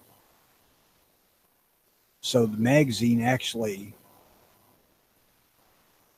the capacity of the magazine, if you dump the rounds out of it, will be too short of what you can actually fit in the gun, because the one won't come out of the gate unless you cycle it. So Marlin owners, especially Marlin bolt action owners, beware. That is a thing. I don't know why it don't have issues with shorts, because you'd think it would hold two shorts in the gate if it hold one long rifle, but it doesn't. All right, so let's go through the panel here. If you're going to recommend one pistol and one rifle in rimfire to somebody, which ones would you recommend, Tony? Pistol would be Browning Buckmark. Rifle. And why the Buckmark? It's probably one of the most accurate handguns I've ever seen. At least the one I had was. Good sights. It's easy to take care of. It doesn't have the Luger grip angle like the Ruger, although the 2245 doesn't either. But that's a different gun. Which the Browning is easier to take care of than the Ruger up to the Mark IV. Now, I have absolutely no experience with the Ruger Mark IV, so that's not kind of included because I don't know diddly about it. Rifle? Oh, that's a tough one. If I was going to suggest anybody buy one, I would find an older pre-Remington era Marlin Model 60. Or if you prefer this magazine that you can take out of it, the 795.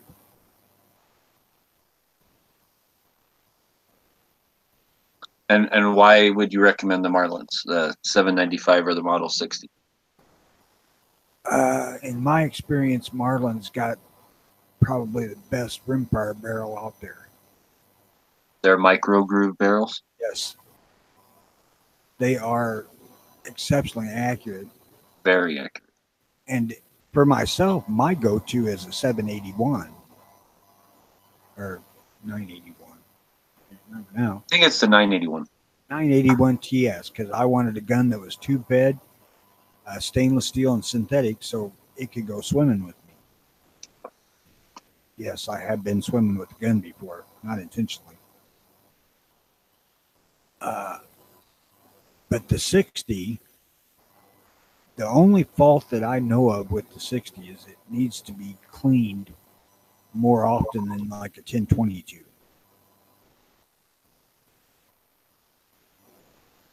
And it's a little bit more complicated than the 1022 to do that, but not much. I've heard of people complaining about the plastic, I don't know what they call it, bolt stop. But mine is made in 1972, and I ain't had to replace anything on the gun. And it's still,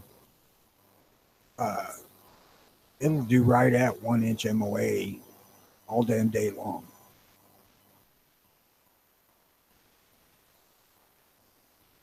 And I had a couple of Ruger 1022s. I don't like the way the guns fit me. I despise that carbine crap that they did. I think I've had a lot of issues with Ruger 1022, and I've dumped a lot of money into them just to get them to the accuracy level of a Model 60 right out of the box, or a 795 right out of the box. So I agree with you 100% on that.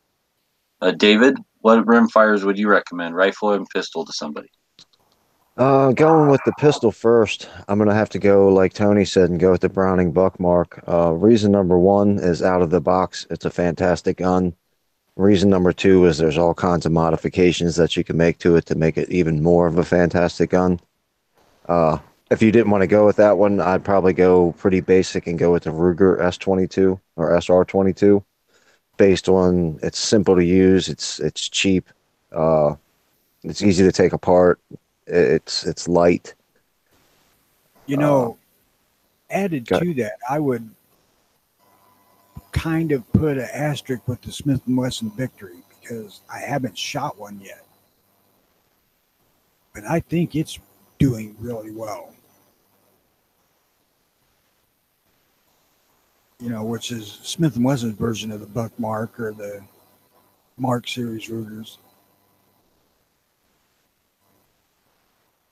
I need to buy one of those and try it out. I really do. So your honorable mention, Tony, would be the Smith & Wesson Victory? Yeah, for handgun, it would be, yes.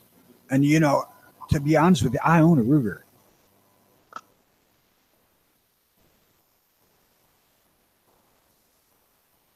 And do you have any more points on the SR-22 or the Buckmark, David? So is your honorable mention the SR-22? Your honorable mentions the SR-22, and you're going with the Buckmark also? Yeah, if it has to be the best gun right out of the box, I'd have to hear an argument for a better gun than the Buckmark.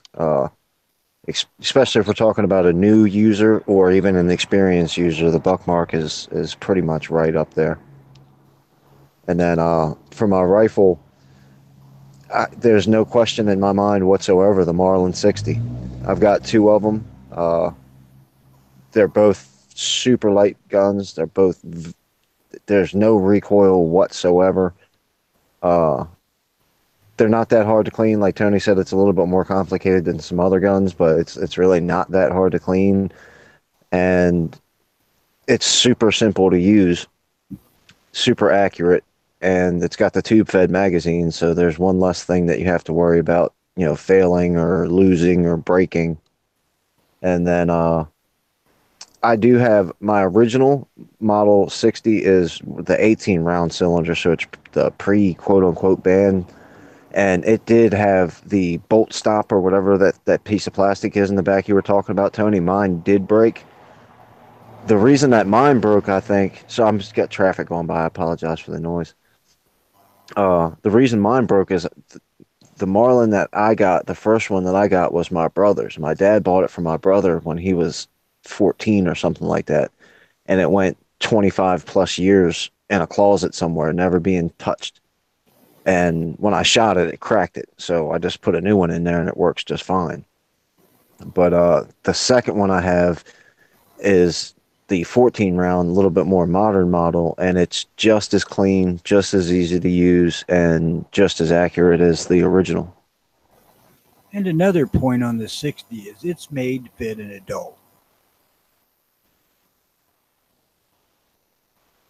Yes, it is. It is more of an adult gun than the 1022. The 1022s are smaller and they're more kid friendly, whereas the Marlin guns are made to fit a full grown adult dude. Well, and you were talking about a little earlier about the hunting aspect. You know, it's great to say that if the zombies are coming down the road, that I want to have a 308 or a 338. But if you shoot a squirrel with a 338, you've got some hair to pick up. You're not getting any food out of that. Well, see, that's where the guys throw out the argument you have to bark them. That's shoot the tree underneath their head and make the splinters kill them. I'm like, oh, yeah, right. It is to find a deer. You know, my boss and his son hunt, and they'll sit in the woods all day and night long, and they live on a giant farm and not see a deer all day long. So, but you'll see a ton of squirrels all day long. And when we're talking about hungry and feeding yourself or feeding your family, that 22 is going to get you a few squirrels where even a 5.56 isn't going to be quite as effective on it, or reliable, I guess you could say, for say squirrel wasting hunting. a lot of meat. You know, you're going to be wasting a lot of meat. I lean to the 22 as the one gun because it's the most versatile. It will take deer. It has taken grizzly bear, although I would not recommend that one. You know, it can keep you fed probably more effectively than a center fire is going to.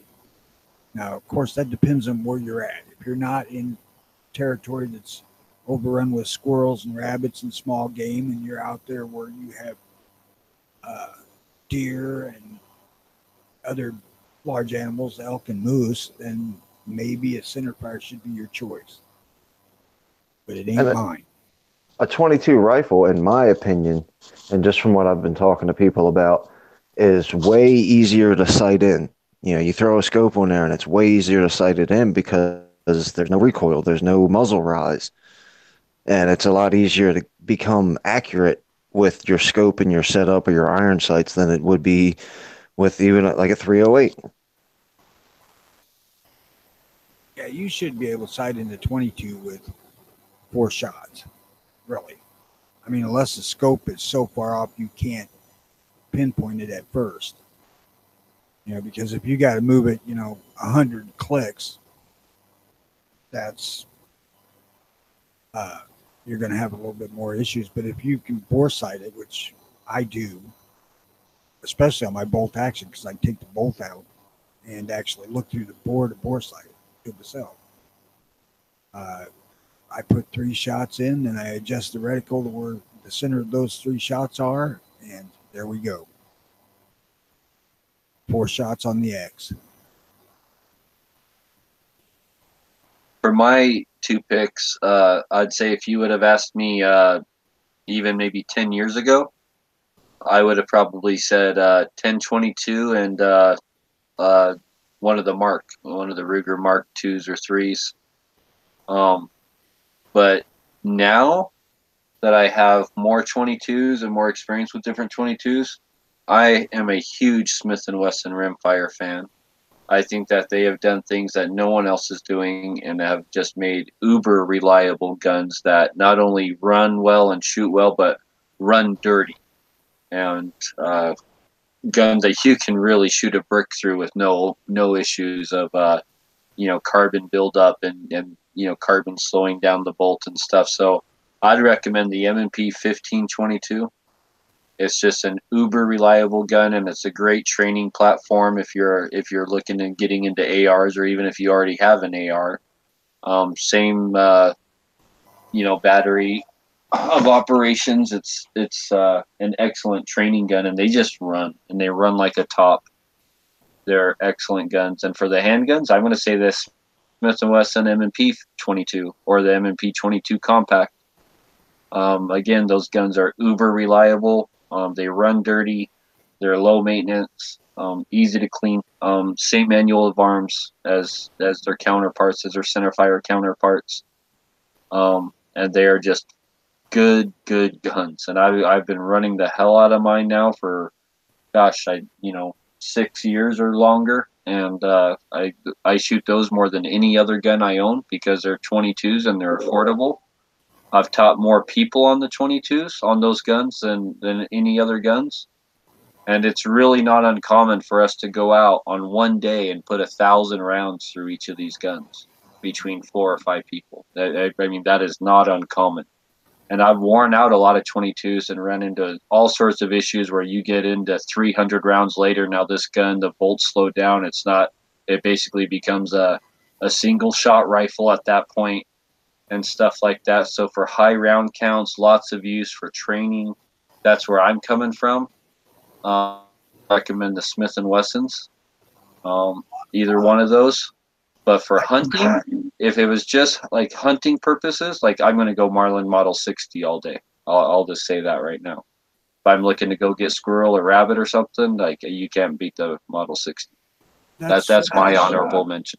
I think where me and David were coming from is getting food with them, which is why we selected, or at least me, why I selected the Browning Buckmark, because I can shoot that thing at 25 yards really accurately, or I could. I don't know about now because my vision's getting worse. But it was easy to shoot accurate, so you could hunt with the thing with not much problem.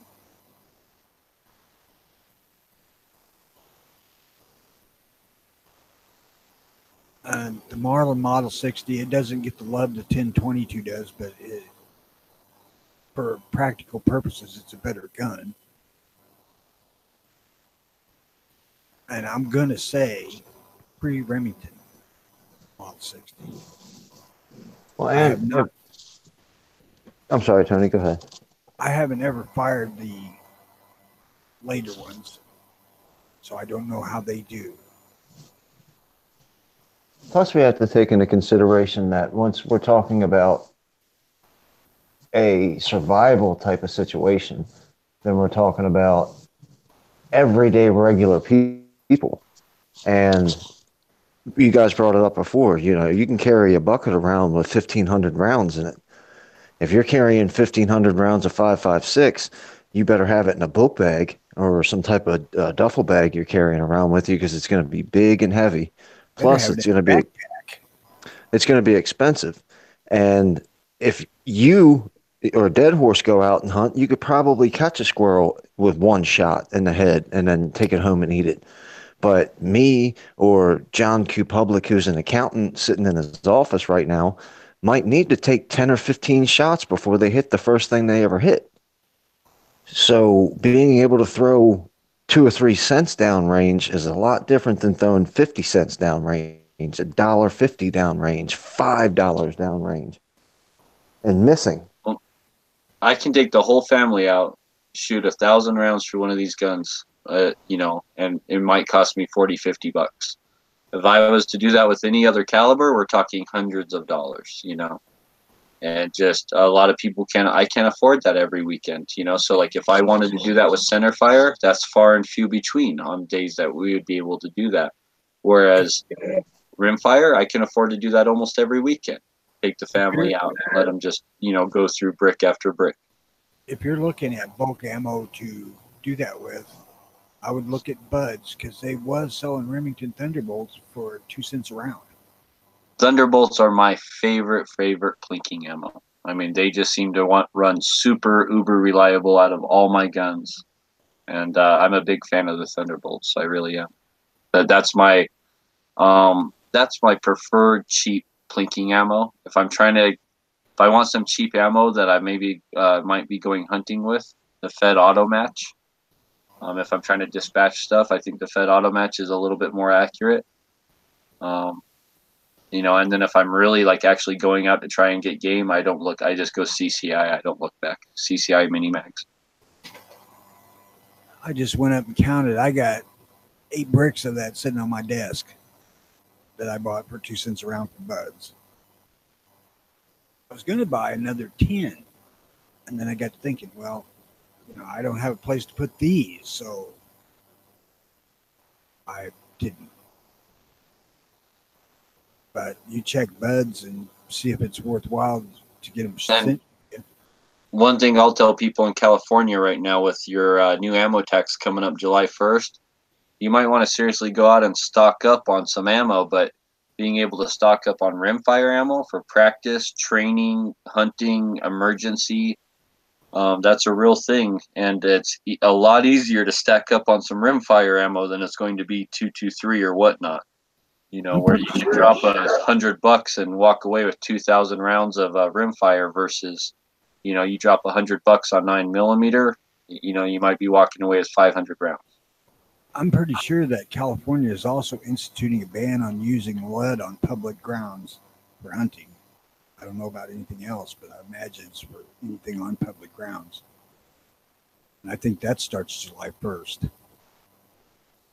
Pretty sure I saw that this morning. If I'm wrong, somebody please correct me. So that's going to kill the rimfire market cost-wise for them to have to go to non-lead.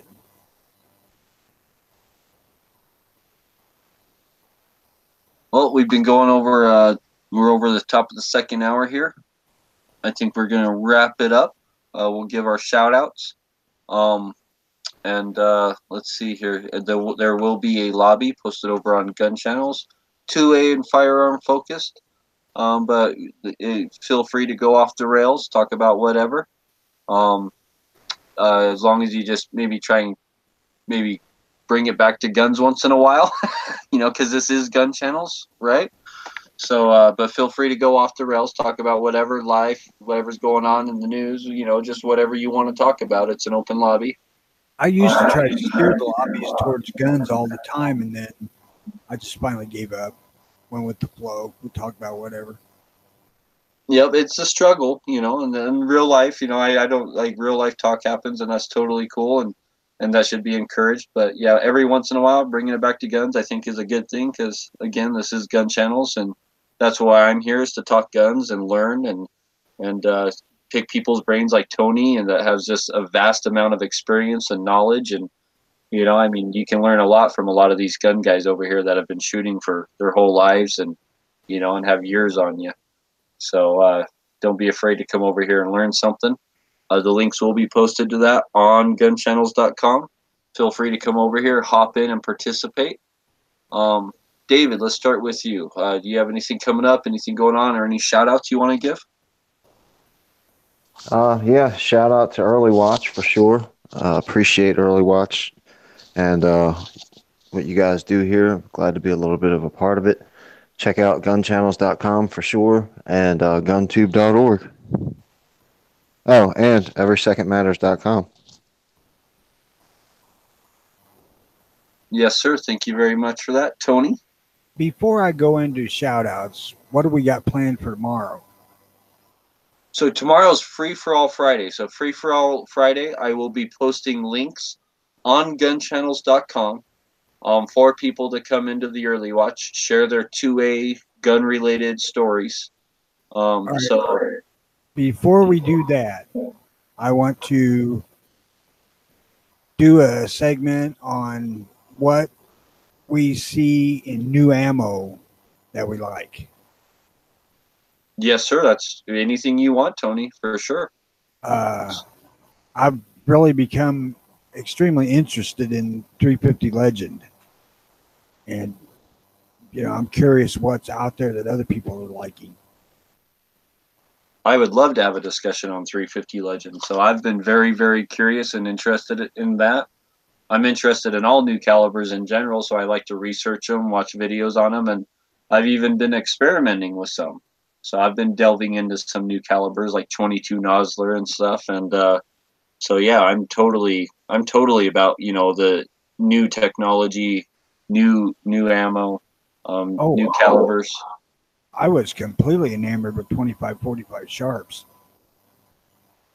I still want one, so I still want one. So I would like to find a bolt gun in that, or single shot or something, not an AR, because I still don't want an AR. I am almost positive that on the Remington 700 action, I'm almost positive I saw White Oak makes a 25-45 barrel for a Remington 700. But that they just sell the barrel, so you'd have to have your own action. You can buy a 700 action fairly reasonably. Yes, you can. And the 700 is kind of like the Legos of bolt actions, so they're very, very upgradable, and it's easy to do a lot of that stuff yourself. As for shout outs, the early watch, of course, that goes without saying, and G-Webs and Gun Channels and Night Strike and guntube.org. They could always use a couple of bucks. Saturday, we're going to do a reloading chat, and Rick's going to have his, what the hell is he called? Rick's Life as I See It. This Saturday. He's going to every other Saturday, but this is going to be the Saturday it's on. Beyond that, I want to thank you very much, Dead Horse, for what you're doing here. I don't say that nearly enough. No, I want to thank you guys. Without you guys, I wouldn't be able to do it. So there's no way I could do this by myself without great people like you and David hopping in here and helping me with this struggle bus. And you can do it by yourself. It just requires cocaine. Yeah, right. And imaginary people to talk to. Well, that's no, what I would. For. Without you guys, this would not be a thing. And I encourage everyone to just support Early Watch, become part of Early Watch. Set up an Early Watch in your state. There's no membership you got to buy or join. I mean, this is just something where we're trying to spread 2A news to each other, let each other know what's going on around the country, because it's so easy for us to be in our own little box and just be concerned about our state or our county or our city. that we forget that we have brothers and friends and cousins and all around this country that might need our help, like me posting the phone number out there to the Platte County School District and to go over and support that principal. So that is out there on both on the gun channels and on the YouTube side. I highly advise you just to pick up the phone, call that number, and you don't have to say, hey, I heard that you guys suspended a principal over a pro-gun tweet. I fully support that principal, and it's a shame what you're doing. However you want to put it in your own words, but it doesn't take very much to make that phone call and to try and give that support, or find them on social media or send an email. But that was Platte County School District out of Missouri. And that's the whole point of Early Watch, is finding stories like that and supporting each other, and awareness of anti-gun bills and stuff like that, so we're aware of them and we can give our support and fight them. Yes, indeed. Phone call, an email doesn't take much effort at all. And we really need to get a lot better at coming together as a community and support for others. If we don't, pretty soon we're all going to be in the boat that some of these places are in now. Well, it's a scary thought that when you can post a picture of yourself and your kids online just doing a legal activity that's completely normal, like shooting guns, that people will call up to try and get you fired. So remember that there's people that vindictive and that vile that they will call up your workplace and try and get you fired for that. So the very least that we can do to counter that, and I mean the very least we can do, is to make a phone call or send an email and show that, hey, you know what, this is normal. We support this person. It's not a bad thing. Do not demonize it, and put it in your own words. And so I would love to see Platte County inundated with calls over the next couple days, giving support to this principal. I cannot believe that this happened in the state of Missouri. I really can't.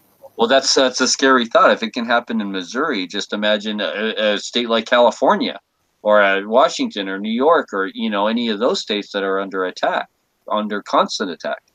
So that's scary. If it can happen in Missouri, it can happen anywhere. Yeah, because I'm sure that if you looked up the list of the freest states in the country, Missouri would be right at the top.